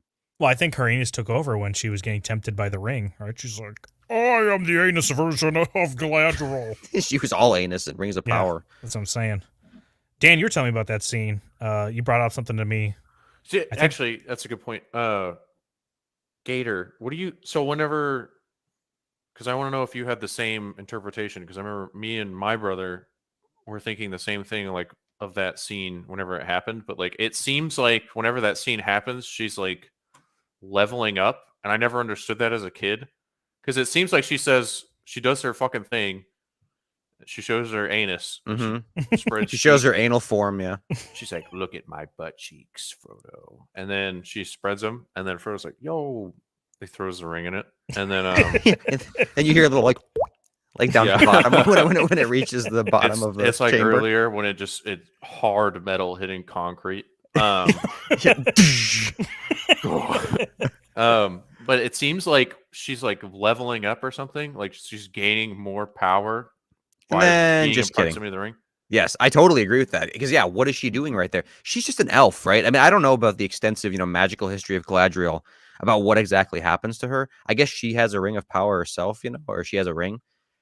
So But I totally agree. It looks like she's accumulating some kind of power to her. yeah, so the reason I brought that up is because like everyone I've ever talked to has been like, yeah, she's like, I don't know, she's just getting more powerful. Because everybody misinterprets the scene. So it sounds like she's saying I passed the test. She's not, and if you look in the book, she doesn't say that either. And in the subtitles, she says I passed the test. So she's talking about. It's kind of like Gandalf's metamorphosis there in like the beginning. She's doing the same thing, and she's imagining herself like how powerful she would be if she had the ring, and she's Yeah. being tempted. And so then she goes, "Oh, my bad. Yeah, this is all you, man." Okay. All right. Hey, that makes a lot more sense, I suppose. And I actually like that scene, by the way, too. It's similar to when Gandalf talks in the Black speech. It's actually a good amount of like The intimidation or whatever. It's the Yeah. intimidation. It's like that low mystical. What do you want to say? It's just a flex, I guess. I don't know. Hey, yay, Shelby AC. Yes, it was. I did do that sound effect. And I will say I've tried to do it many times on video before, and I always fail because it's only good right in the moment. Like you go, Right. I'm failing right now. See? Yeah, it's Yeah, pretty that's good. right. Every once in a while, yeah. And also, spoiler alert, who taught me that was my wife's Oh. cousin who went to high Ooh. school with me and Don Boy, and he fucking sucks. So, Yeah, dude. You sent me pictures in real time. You're like, dude, this guy looks awful oh yeah. right You have now. his number. We'll I send don't you have his pics number, later. but yeah, I'll send you his FB Sweet. profile. Hot. Okay, I want to ask the chat, and then you two as well. I want to hear what the chat has to say because I really don't care what you guys have to say. But just to fill up time, I'd like to hear what you guys have to say. Is Gimli a simp or Sigma when he's talking to Galadriel? Like, he's like, he kind of get. I guess my initial thoughts is he's way more simp than Sigma, but he does ask for like a hair from one of the most powerful elves of all time. Is that simpy moves or that's Sigma moves? It's tough, man. It's really tough because, I mean, how much does he know about Galadriel? Because unless he knows extensive information about her, it's a simp move, dude. That's a simp fucking move. Unless he knows that she has some kind of crazy abilities and this hair is going to do something for her. It's like, yeah, Well- it's tough. What do you think, Dan?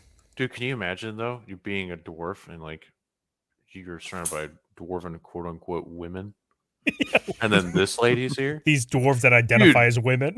dude. He'd be fucking harder than the goddamn Mithril. There's and Moria. no excuse to simp, Daniel. Don't I'm not make an saying there's excuse. an excuse. I'm just saying, think about Gimli's perspective here. You got, I mean, he's already talked about dwarven women are fucking brutal. So Like he's, Danny DeVito. he's probably over here he's just like, yo, this lady's hot as shit. Oh. Well, then what he should do? He should be a man, not say anything about it. He should go jerk off by himself, and he'll be thinking straight 2 seconds later. What would He you needs a ask of a? poster. I'm trying to even think if you're Gimli, what would you even ask of a race that you don't like? Like, I well, don't- you get there and they're like, they don't like you really either, and you're like, Well, disrespect then a little bit, dude. I don't Nosferatu. know. Look at Nosferatu says Gimli's a Sigma because he received her pubes. I don't think that happened, but he should have definitely asked for him. It's like, can I get like a single pubic hair from the strongest elf in the fucking world? Because then, he's still doing the suck up thing a little bit, but it's clearly not that well intended because he's asking for a pubic hair. It's super disrespectful. Yeah, I to me. It almost. I think it's kind of the simp. He's asking basically for feet pics, but it's hair, right? Exactly. The hair kind of gets, and then he's like, "Oh, I asked for one. She gave me three." He's like, I came out on top, dude.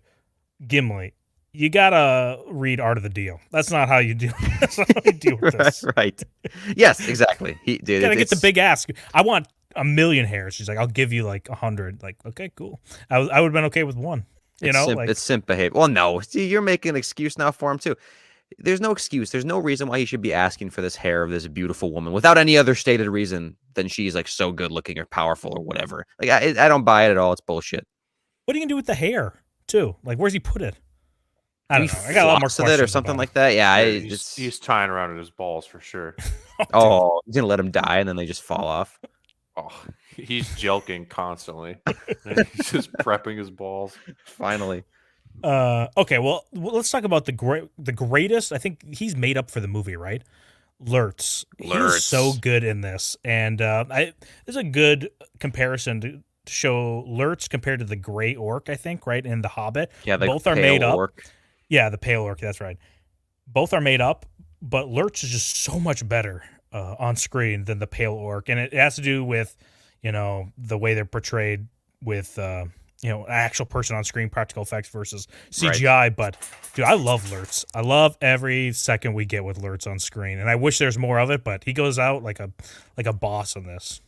He does. Yeah. Is Lurtz ever actually named in the movie? I don't think he is, right?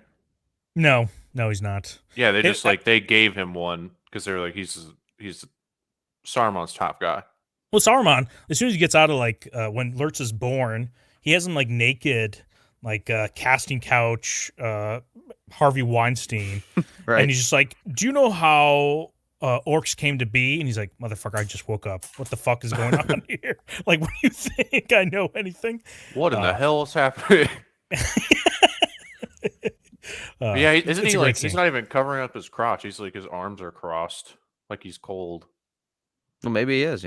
He's flexing on Saruman. He is flexing on Saruman. Saruman's not having Not any of that. based. Also, when they're giving them this the handprint, the white hand of Saruman, which is such a cool looking face paint to have on. Yes, it is. Yeah. Is there something extra on there? Is it a little battery acid or something? Because when they put the things on their faces, the Uruk-hai, they get the paint put on their face, they immediately scream right after it's put on their face. Fuck! Yeah, I don't know. Woohoo! Yeah. There's something extra on that thing. They get an extra hit, that's for sure. Yeah. I don't know what it is. Battery acid might not be, but Well, yeah, something there. It's something good. I'll tell you that All right those now. batteries they have in Baradur.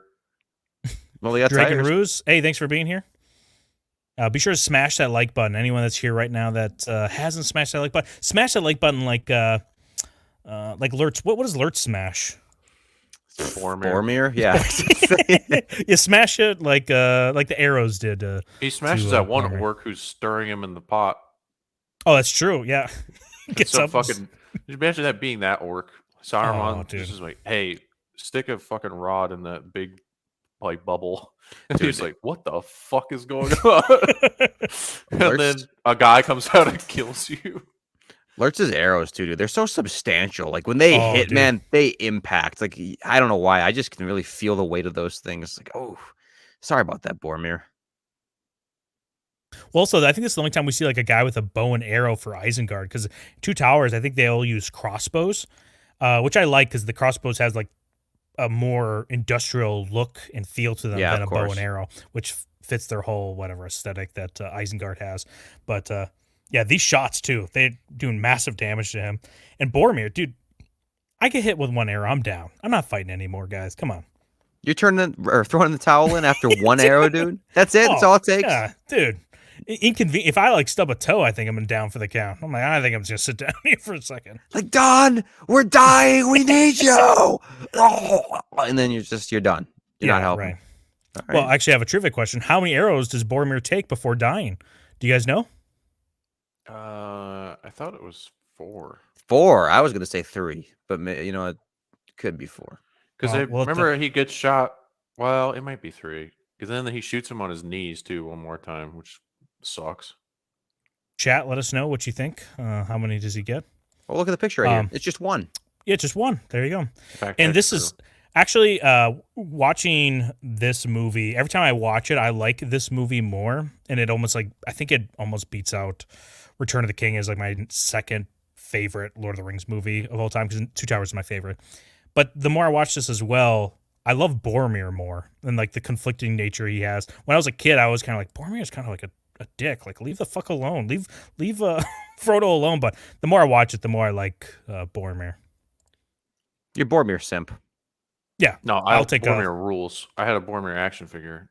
I always simped when I was a kid. I always simped after the guy who died. So Qui-Gon was my favorite when Phantom Menace came out. Well, that's the right choice. Even if you didn't die, no, everybody clowned me back then. They were like, "Ooh, Qui-Gon's a bitch." I didn't do that. How could you? Yeah, who could clown somebody? Killed him. I'm like, yeah, true, but he's pretty sick. He's Liam Neeson, and then I loved Boromir, but I think Yeah, especially later on, he's the only man of the entire group. True. Yeah. Is Aragorn? Aragorn is considered of the race of men, but he's not really a man. He's a Numenorean, isn't he? It's true. Yeah. So Doesn't count. I mean, I don't know. I think he's one of the more interesting members of the Fellowship, especially because he shows like signs of being tempted so early, and he has a lot of justification for it. Because I mean, he thinks that it's the ultimate gateway to power, and Gondor's been fighting the war for a really long time. I know. But you don't really get perspective of. Yeah, they don't show it. Yeah, because I think there's a deleted scene in the third one. It's in one of them where it shows Boromir at Osgiliath. And I think it might be the second one. Yeah, yep. Faramir's talking about it. But they like had to retake Osgiliath, and Boromir helped do that. So they've been fighting for a while. Right. So you get a lot of perspective as like why Boromir wants the ring so bad and why he thinks it will help, which makes him a little bit more compelling. Instead of being like, oh, he's kind of a dick. Well, I also like that he like breaks down crying when Galadriel is like looking and talking into his head, right? Yes. And he's basically just giving him hope, and he's like, "Fuck." He's like a little baby. He's just giving me hope. Dude, then he cries again when Frodo fucking leaves. He's like, I fucked that up. He's invisible. He's showing his emotions. He's a modern man. He is a modern man. Sue him for being a modern man. Yeah, we got some guesses here for the most, or how many arrows Boromir takes. So Nosferatu 4, Shelby AC. Shelby AC has a lot of guesses. She first says 10, then 57, then 389, then 21,390. Well, Domboy, you are a math minor, so you want to give us an update on that? That is incorrect. I can tell you that. Okay. But somebody in here did get the right answer. It's not Dragon Ruse, who said 10. Shewell Dragon said 4. It is actually Major Glory got it right. 3 arrows. Oh, there it is, baby. 3 arrows. Good job, the fourth Major one, Glory. He gets shot with the 4th one, but he doesn't hit him because who's his name? Aragorn comes up. That's right. And tackles him. Yeah, because I remember him being on his knees and like Lurtz is drawing back. Yeah. He's ready for a big load. Do you think you guys would be more intimidated / stressed out, whatever, from like a gun, like a 44 or, even a 9mm being pointed right at your forehead, or somebody like Lurtz with a giant arrow aimed right at your fucking head? The arrow, I think. Arrow, like, there's potentially I might live and feel all this pain still.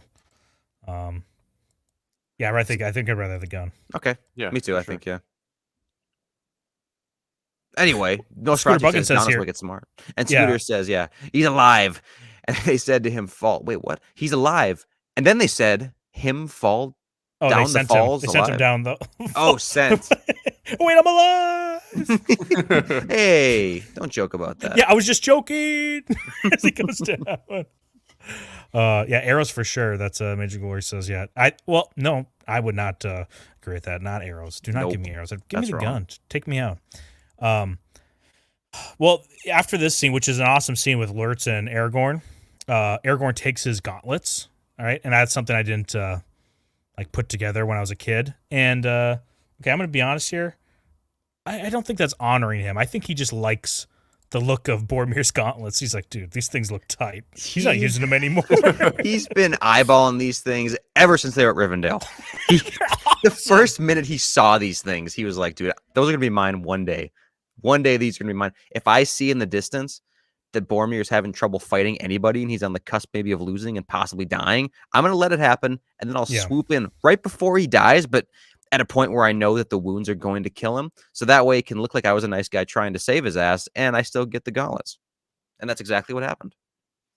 What if there was like a role reversal where instead of it's the scenes with like Boromir on the mountain pass with Frodo, and he's like holding the ring, it's Aragorn with his gauntlets. And he's just like, I care not. And he tosses gauntlets back.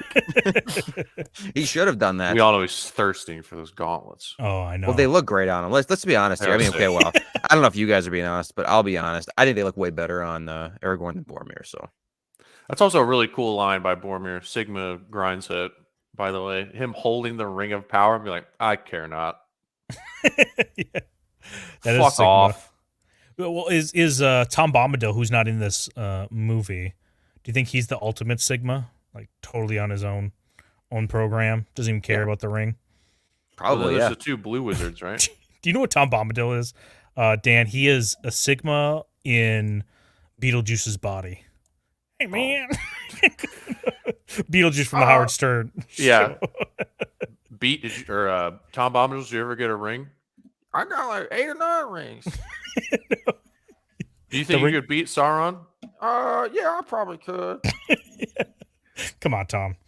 Come on. Okay. He asked him again another second later. He's like, Tom, do you think you could carry the ring? Who, me? Nah, never. I've never even had a ring. I never even Just- seen a ring. He's worried. Dude, Tom Beetledil. Oh, dude, let's make it. Beetle Dilf. I want to make this comparison too. See how far they went. This is the map of the United States, kind of over the path they take here in Middle Earth. Look how far that is. That's from like Sioux Falls, South Dakota, all the way down to like Madison or like kind of Chicago area, and then all the way through Illinois, Indiana, Kentucky, and then down to Tennessee. Yeah, like Nashville. That is so far. On foot too. Yeah, it's super far. I actually don't even know, like, especially in the second movie too, because I just started watching that one today. If some of these shots you get of Frodo and Sam or whatever looking in the distance toward Mordor, and you see that volcano wind, and it's like, it's not that far. They don't have to travel that far, but then they travel such a large distance, even just in the Two Towers movie, and they get kind of in proximity to Mordor, and then you see again like how far they have to go beyond that to get to Mount Doom, and it's like, holy shit, I can't believe how far they've gone. And that's like, I don't think it's an issue with these movies at all, but sometimes they travel such huge distances without facing any problems, so we don't need to see it, They just kind of get where they need to go without seeing the path along the way. I think it kind of throws off sometimes how far they travel, or like it throws off your impression of how far they're actually going. So it's good to see maps like this because it's just nuts. Yeah. Also goes to show how far Saruman was screaming. Dude, a fucking mountain pass. Imagine if he's off by 1 degree. It's Saruman. It's like, okay, man. Saruman, it'd be funny if it cut to him and he's not like chanting anything; he's just screaming. Nosferatu, shots fired. I see, huh? Take it back, Nosferatu. Take it back. Nosferatu, do you even live in America? I don't think. Wait, hold on. That's sentient dildo that lives in Croatia. But where do you live, Nosferatu? I don't think you're a Wisconsinite. I know that.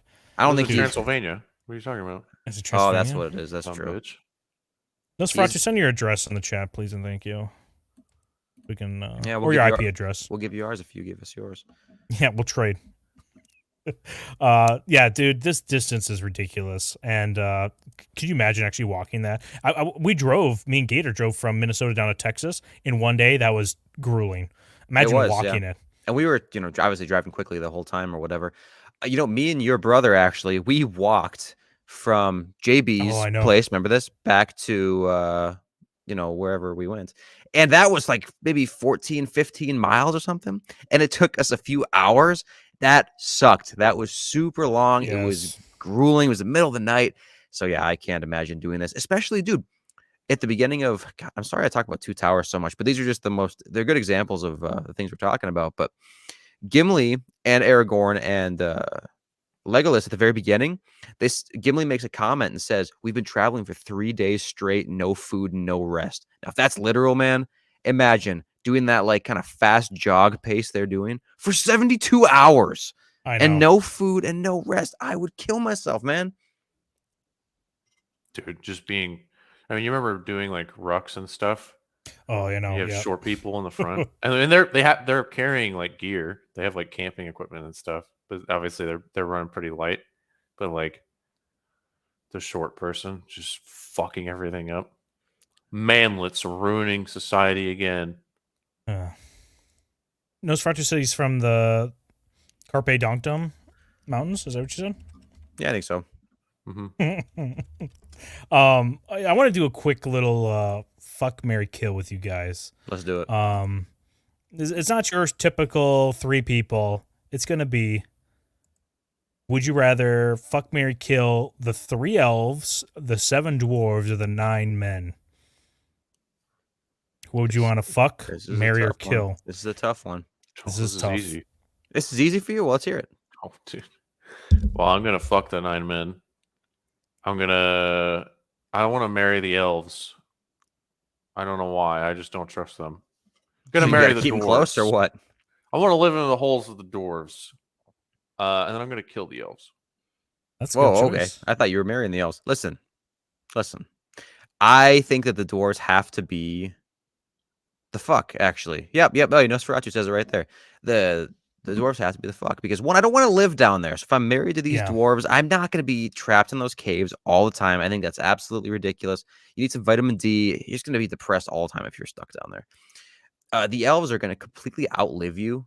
I mean, they're immortal, right? Either that or they'll go back to their Yes. place. What's that place called in the far west? The Grey Havens. Yep.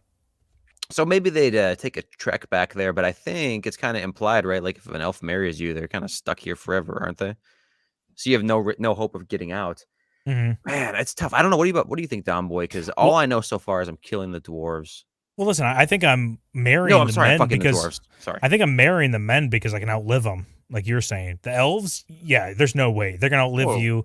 Plus, there's 3 of them. Like I feel like there's no place to hide with 3 of them. 9 of them, I'll always kind of feel like I can be able to hide somewhere. I know it's kind of counterintuitive with the numbers wise, but I feel like there'll be more people they have to be, bumping uglies with than me. I don't There's think 9 you're of them. outliving any of the men because they're also becoming ring wraiths very shortly after this. Oh come on, I can change them. That's even worse, man. You think if they do die and then become ring wraiths, are they like after you or what's going on with them? Do they That's forget why about I you? fuck them now. And Dude, then well, Nosferatu says, Dude, yeah, I you kill marry them, the they men become for the Nazgul. sweet ass Nazgul. Dude, True. Based. I may have the exact same opinions of Nosferatu. It's pretty good. wow, somebody's copying. I might swap them around too, just because like the elves, they're so agile. So Domboy, I get your point where like, there's nowhere you can hide. There's nothing you're gonna get away with. Not even if it's just something innocent, like I want to hang out with the boys for a while. They're gonna be on your ass the whole time. You're not even gonna know they're there because they're so sneaky and agile. But at the same time, I feel like because they're immortal, maybe they would just kind of get sick of you. Like they have so many better options to choose from in their own little environment. So it's not like we're Aragorn, we're not the heir to Numenor. I mean- Why would they choose to stay with me? They could maybe do it on paper and then just go fuck off somewhere else, Aren't you kind of tempted to see Galadriel in her anus form, though? Yeah. Her full power. Can you imagine forgetting something at the elf store? And she turns into that. And she fucks you Oh, up. yikes. Yeah, it's kill elves. And I want to be... Dude, I'm born for the mines. Get me in there. I'm working all day, getting drunk You're in the married. mines You're with the marrying them, boys. huh? I'm Okay. marrying the dwarves. Oh, that's right. You We're said that. Fuck, Getting man. blasted with dwarves, dude. We're It's gonna crazy. be, be down in the mines. We're gonna be singing cool songs, fucking shanties. At the end, Bearded women. definitely fucking the 9 guys. I don't know. I'm kind of getting tempted to marry these dwarves. Dan has me thinking. Oh, no. You can't Dude, marry what a them, lie. dude. Yeah. Dude, What are you gonna the- do with the elves? Oh, I think I might fuck the elves, but I don't know if I'm gonna. No, you know what? I'm not. Cringe. I'm marrying the elves because I think they're gonna lose interest in me pretty quick, and they're gonna go do their own thing. And I'll be free as a bird again. I'm killing the men because they're just old men. Like, who cares? They're power hungry as shit. And then I will fuck the dwarves because, dude, I mean, little weird bodies. I could do the one night of partying, like you say, have fun with the dwarves down in their little dungeon. But I'm never gonna spend the rest of my life in total darkness. How much can I hear about Mithril? It's like, yes, great. I'm so glad. If I got another Mithril fucking load, I'm good for you Dude, guys. Can Imagine, you imagine like, how absolutely sick Moria looked at its heyday? I know. I was about to say It's the popping smell. down there. The smell of it too. It smells Just- like meat and beer, and they're just getting Oh. trashed, and they're mining all day. It sounds awesome. Sounds awesome for a day, dude. Fuck. No way. That's cool. No way. Shilwa Dragon's leaving. Yeah, Hey, catch you thanks for later, being Shilwa. here. But yeah, no, for a day, come on, you got to do at least more than a day. Okay, well, what? I'm not. Okay, yeah, more than a day. I guess I'll just do my Life whole of hard labor lifetime for then. me. Let's go. Galadriel has a dark tint to her asshole. That's why she was briefly corrupted when speaking to Frodo. Yeah, I think so too. Yeah, so I think I'm marrying the dwarves, smashing the elves, and killing the men. No, that's not me. That's not me. Yeah. At I least we agree. Well, what is that your exact pick, Dan? Are you smashing the elves Yeah. as well? No. I'm just You're saying we smashing them agree up. with marrying the dwarves. Oh, okay. The Yeah, I think- superior marriage choice. Dude, I think I would love just to have that huge spectrum of the man-lit dwarves and then these elves that are better than me and everything. They're literally perfect human beings. Just get that one night with them, and then go back to my grimy little boys, my Danny DeVito clan. Think about what Uh, trying to get something done with your spouse is like, and then try and imagine Ugh. what it's like getting it done with a dwarf. Task oriented. We're working, we're mining, we're gem cutting, we're drinking. That's it. So you got your shit's set. It's locked in. You get the Dude. men, they're like, Politics. and Here's the elves Zax. are so esoteric, it's fucking lame. So, dude, it's Zach fucking says, dwarves. Zach says a good point. Don't forget the dwarves dug greedily and too deep. Could be fun. yes. Oh, yeah. Dig a little deeper, please. You better fucking buy a back Oh. brace too, Dan. You realize how short these fuckers are? You're gonna be hitting your head on Do you everything. see how awesome those caverns look? They're not digging. They're digging for volume. They Oh, have that's true. struts and shit built up. All right, I'm fine. You can hang out in the big those giant chambers. I'll be that the copy tall dwarf. you be the tall I'll dwarf. literally be the All right, dwarf who good just for you. Good for you. gets to reach shit. Yeah, Please hand me the pickaxe on the top shelf, and it's like 4 feet off the ground.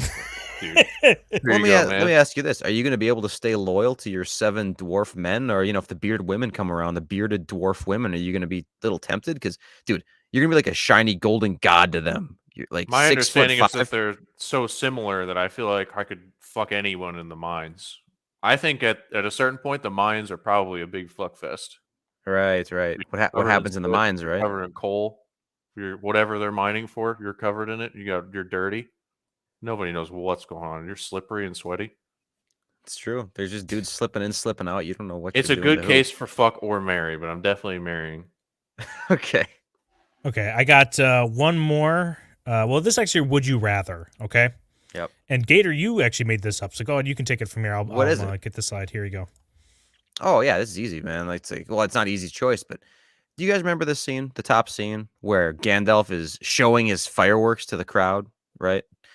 And this, for some reason, this old Hobbit man finds it entertaining. He just smiles at it. He chuckles at it, and the kids are having fun too. He chuckles at these fireworks, and his bitch wife right there gives him the dirtiest look for laughing at fireworks, and he immediately cucks to her, like, "Oh, sorry about that. I didn't mean to smile." Would you rather be him for the rest of your life? Or would you rather be the personal assistant of Galadriel who can read your mind? She talks so fucking slow. And she's just a pain in the ass all around. Who would you rather be? The cucked husband or The cucked absolute, husband. absolute the eternal cucked beta? husband. Or well, it's not even an eternal beta for Galadriel. You're her assistant, and you have to show her respect. And she's just the worst. I mean, she's not Rings of Power the worst. She's actually like a good character or whatever, but just the way she is, you'd never want to interact with her on a long-term basis. I'm being the top Hobbit guy. Dude, I love the look of the Shire. I'm not a big fan of, like, if I had to live somewhere, the Lothlorien, it's not my kind of area to live. Plus, he has to probably watch what he eats. Look at him. He looks great in shape, and he has to always be like, I always have to like look as good as Galadriel. I can't be the fat fuck. He can't be the Right. Kevin James The to only the fat Galadriel. elf. Yeah. True. But look at this guy up top. He's loving life. He's got like 3 chins we can see, at least on screen, confirmed. Yeah, And dude, yeah. I think I'd rather be him. Plus, she doesn't seem that intimidating. She just gives him a look. Galadriel, we actually see her full anus power form. That's intimidating. Well, I'm not saying she's intimidating, but you're gonna have to deal with that, dude. It's like if she's willing to be pissed off for this tiny little thing, dude. Yeah, Shelby AC says at least the Hobbit wife probably cooks for him. Probably not True. tonight after he laughs at the fireworks. Look at that look she's giving him. She's not cooking for him tonight. And if that's all it takes for her to fly off the handle, you're telling me you'd rather be with that than living as the only fat elf or whatever? You look at the age difference too. He looks like he married up the guy, the Hobbit, right? She looks Yeah. way younger than him. So I'm going with the Hobbit. I don't know. I think it'd be kind of sick if Galadriel was like sending you telepathic messages and it's just all like just schizophrenic ramblings. Yeah, what if she comes to work in a bitchy mood or whatever? Like, or I guess you come to work and she's in a bitchy mood and she feels like taking it out on you. So she's giving you one message with her mouth, like speaking to you, and the things she's telling you in her mind are completely different, almost contradictory information, just to fuck with you. And then she gets mad at you when you don't do what she wants. It'd be Like, what the funny. fuck? What did I hire you for? She just sends you like a voice message and she's like in your head and she's like, the voices are real. They're not on your walls. You don't have schizophrenia. But Right. Oh, literally gaslighting They're you. all real. Holy shit. Yeah, you don't even know Oh. she can do that. And she's just staring at you and she's like, I'm not talking to you. You have schizophrenia. Every other day is just changing the story. Yeah, dude, I would never talk to somebody with schizophrenia. Dude, good point. Yeah, right. Yeah, there's a person we know that Gator tries to convince me all the time. No, dude, it's totally fine. He has schizophrenia. You shouldn't be worried that he might kill you one day, Don. I'm like, dude, come on. He literally was in my basement looking for something to steal off my computer one time. You lived and a you good told life. me to. Okay, whatever. I agree that Celeborn is dope. I agree with you. Celeborn is dope, but I don't know if I want to be in that relationship. Oh, honestly, dude, I'll answer what I would think. I actually would rather be the Hobbit because the Riverlands are cool, or the Riverlands. No, the forest is cool, but it's kind of similar to the dwarf thing, man. I don't want to just be in darkness all the time. These ethereal little areas. I have to constantly be on this weird, on this weird, like I said, ethereal attitude all the time. I have to be poetic and I have to be cryptic. The hobbits are just doing their thing. They're eating all the time. They're talking like dumbasses. That's where I want to be. It's just chilling with the dudes and the women, I guess. But it's not out of hobbit etiquette to completely ignore the women in your life for the food. So I'm all in on that. I just started a poll in the chat so they can vote on that as well. I think I'd pick Celeborn, just for the fuck of it. I think it'd be funny. All right. I have one more. Actually, I have a couple clips here that we can play for the guess the line or the fill in the blank wrong answer, or you guys can do the right answers in the chat. Either one's fine. Here's one. It was earlier on. A lot of funny clips came out of the early part of the movie, and later on there was not nearly as so much gold as there was at the beginning. So here's one. Of course he does. He's a not some blockheaded from. Play it again. Okay. Of course he does. He's a not some blockheaded from. Of course he is. He's a furry. Yeah. Not so, Oh. Gross. Oh no. Poor. Of course he is. Bilbo. He's an ultramarine, not some block-headed imperial fist.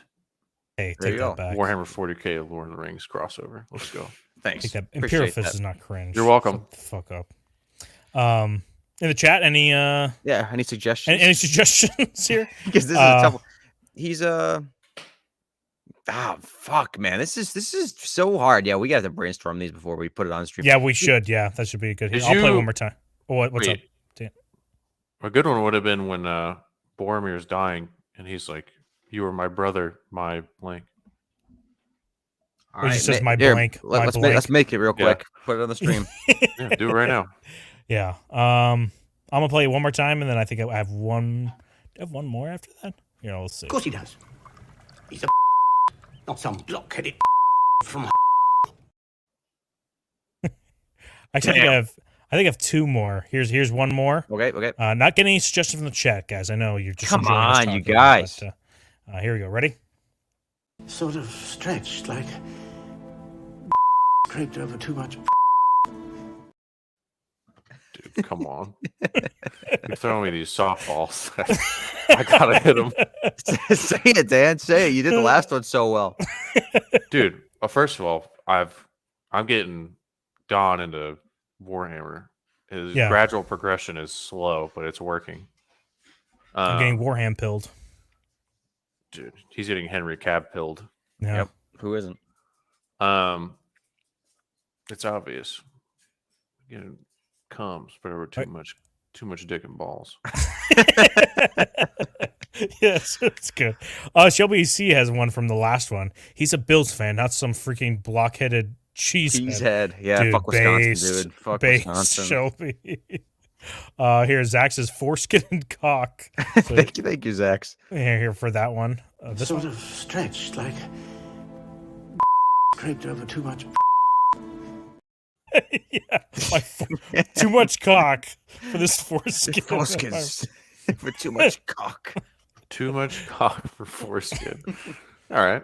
All right. I think I got. Do I have one more? Yeah, I think I got one more. Okay, ready? You just keep on saying this, huh? Took me watching episodes of Okay. Castlevania. No. This will. Actually, you know, I'm lying. I have two more. So here you go. I need a very long. That one is the most obvious one. That's an obvious one. What? Yeah, dude, it's Come cock on, and then man. cock. Yeah. Easy. Play it again. Play it again. I need a very long.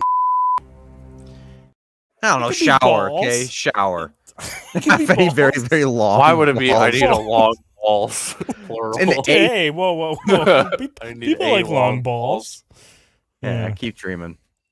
Okay, this actually is the last one. I promise, guys. I promise. Fuck off. Bilbo found it. In Gollum's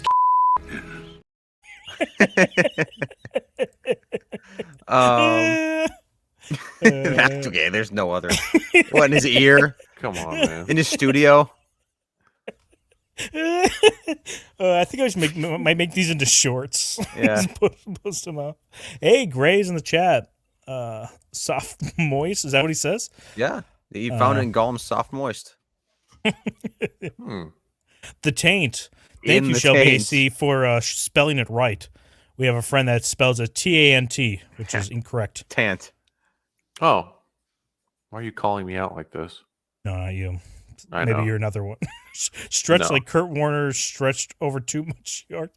Oh, stretch like Kurt Warner stretch over too much yards. Too many. Stretch Shelby like AC. Kurt Cobain's Oh, brains over too much wall. She deleted it. That's probably why she deleted it. In the, There you go. Oh, and Dan arrived at one. That was good. Go. What was it? Go. Sorry.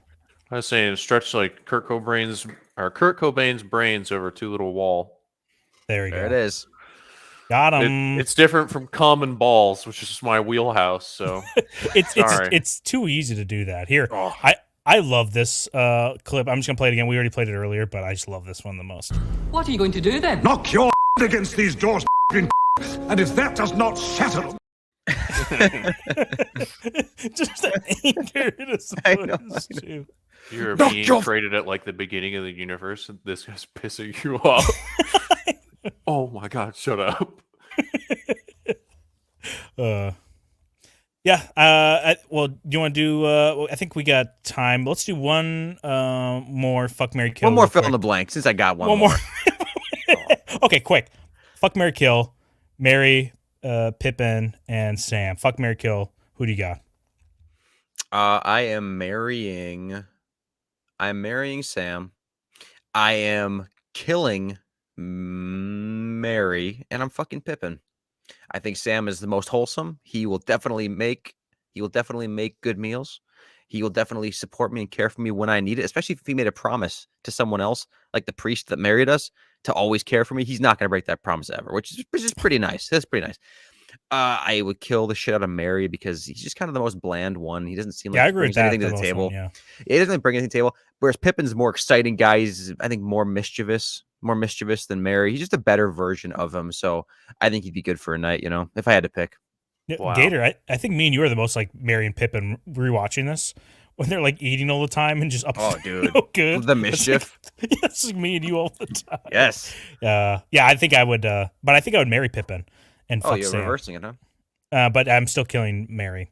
But I'm marrying Pippin because I want that mischievous in my life, and he also is a big eater, and I'm a big eater too. I think it's You Edist, guys but are yeah. fucking. Edist. You're wrong on all accounts on Pippin not being the most mischievous. Did him throwing the bucket down the mine to send all the goblins? No, up he is. there? I said he is the most mischievous. I like that. Yeah, we Yeah. like it. No, I'm talking about Pippin, not Mary. Yeah, Pippin is the most mischievous. Yeah, that's why I'm marrying Pippin. Okay. I also want someone to sing to me while I eat tomatoes loudly, Oh, dude. and Tomatoes? juicily. Oh, Thank you, Dude. Shelby. the fucking tomato industry was in fucking shambles after that scene in the third one, where What's your- Denethor was just crushing cherry tomatoes. Who's your fuck? Who's your kill? I'm marrying Pippin, and I'm gonna kill Mary because I don't really like Mary, and then I'm fucking Sam. Okay, well, we're all killing Mary, so at least we have that to go out on. Hell yeah, dude. I mean, you can't kill Sam. Sam is so good. Nope, you can't No. kill him. Wholesome. He's the best, actually. He's He the should best. be But the I- Mary, but I really want him. You gotta marry. You gotta marry Pippin. Dude, you need a little spunk in your life. You can't have this like wholesome, like, Master Daniel, oh, whatever you say. Whatever you say, Master Daniel. Yeah, you don't think you can give you a little spunk in your life, though. It's all about what he promises the priest. If you write the priest a good script, he'll follow it to a T. just got to set him up from the beginning. You know, a little foresight. Dude, plus Right. Pippin has the biggest glow up of anybody. Just a big dumbass getting threatened to like his head bash against a wall to open it by Gandalf, and then you become the King's Guard for Denethor, the Steward's Guard. True. That's pretty sick. Like Yeah, Grace, Just by asking. look what Gray says though. Come on, Sam can carry you home at least. See, he will. He'll carry you. These other two can't do I can shit. Maybe when they're together, they will. Carry the load. Carry Yeah. the load. He'll carry the load for you. Yeah. Well, Mary has to be brought into battle by a woman, which is very low T. I do not approve of that. Oh No, fuck no. We're killing Mary, dude. Yeah. Cringe. And then Saya Manis? Saimadas. Flaccid Boys. That's us. Hey, if you That's just me. came in right now, go ahead and smash that like button. Subscribe if you already haven't. We're going to be doing our 12-hour Two Tower stream later this week on Friday, which we are super excited for, which will be starting at noon and going till midnight. So we'll be wrapping up the stream an hour from now on Friday. Think of how long we'll be streaming for. Oh, I'm excited for it, but I know it's going to be grueling. And I hope to see everyone here in this chat over there. Do you guys have any final thoughts about this movie? No, dude. Other than this is arguably my favorite movie, and depending on which Lord of the Rings I watch, it's my favorite. You know, so when I watched this, it was my favorite. That was yesterday or 2 days ago. When I started Two Towers today, that was my favorite. So yeah, I don't know. We'll see. No, it's my favorite. I think it's been my favorite for a really long time. I really do like Return of the King. It feels like that one can't be my favorite because it's so hinged upon the last two, so it feels cheap. I don't know why. It's a really hard thing to explain, but I like the third one a lot, and I think it's better than Two Towers. But something about the first one really is I'm drawn to. I think it's mostly like the stakes that are really high, and then there's obviously only like 9 of them. And they're having to go like across country, and the settings are. It has some of the best set pieces of the entire series, mainly Moria, and even Amon Hen, which is so modest, is used so well that it's very fucking cool. Like when Aragorn's sitting at the top of the little watchtower, and the Uruk-hai are rushing him. That's such an awesome scene. Yeah, it's cool. We didn't really talk about the music in this. Oh, it's so good. The Amon Hen battle scene rules, and Khazad-dûm. Yeah. This movie only ages better every time I watch it. And it was my third favorite of the 3, so the bottom of the trilogy. But every time I watch it, it slowly moves up. And I think it might be overtaking Return of the King.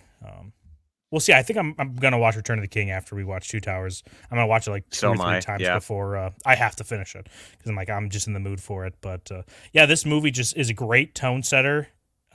Even like, I'm trying to think if like for some reason, let's pretend the production of it just all quit and it just ended. Would this be a good movie by itself? Yes.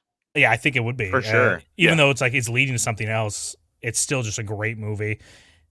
It ages so much better too with all the other shit fantasy that's out here right now. It's just absolutely. It's just so good. And it felt so good watching this after watching of The Witcher Blood Origin. Like literally everything from the music to the costumes to the acting to locations, everything feels real too. It's amazing. This series is amazing, and I don't know how much more of the dick of the Lord of the Rings I can suck, but I think I got more in me, Skipper. All right, well, good. Let's hear about it on Friday, yeah? Okay. Well, go ahead. I dropped a link in the chat to Dan's channel, X-Ray 1. He posts some video game stuff. I'm trying to push him to make some other videos. I'm going to try to peer pressure him into making other videos. But what else are you posting on there, Daniel? It's mostly shorts here lately. I'm going to get back into long form. But I just reached my 100 subscriber milestone. So I'm on the fast track to quitting this whole shit and not continuing to do it. But no, it's I have a couple Warhammer videos in the works, and I have another Hotline Miami one. I've been doing games from like 10 years ago because I'm a fucking loser. And then I'm probably going to do, now that we've been talking about Lord of the Rings so much, I want to do more of the Mountain Blade Lord of the Rings total conversion mod. So if anybody's ever played Mountain Blade, there's a really cool one that turns the entire game into Lord of the Rings, and you can be any faction you want in it. It's awesome. So I'll probably do that soon. But I just put out 3 videos this week. So if you give a shit and want to check that out, feel free. Cool. And then before we let go, I just want to read a comment that I see here, and I want you guys to interpret it for me. It's The Hobbit every time, unless you want to be someone's bitch, someone more intelligent and mortal and forever more slender and in shape. While you can both watch you age, be a slug, and do dumb mortal. He's So- talking about the Was it Would the- You Rather. Oh, He went is back it? in. The Yeah, he fucking- went back in. Listened to the. I know you're Gotcha. confused by. He was confused by our poll because we said elf or hobbit, and he's like, wait, what? Oh wait, hold on, I'll go back and then. Yeah, Okay. I totally agree. Yeah, dude, 100% true. Yes, based.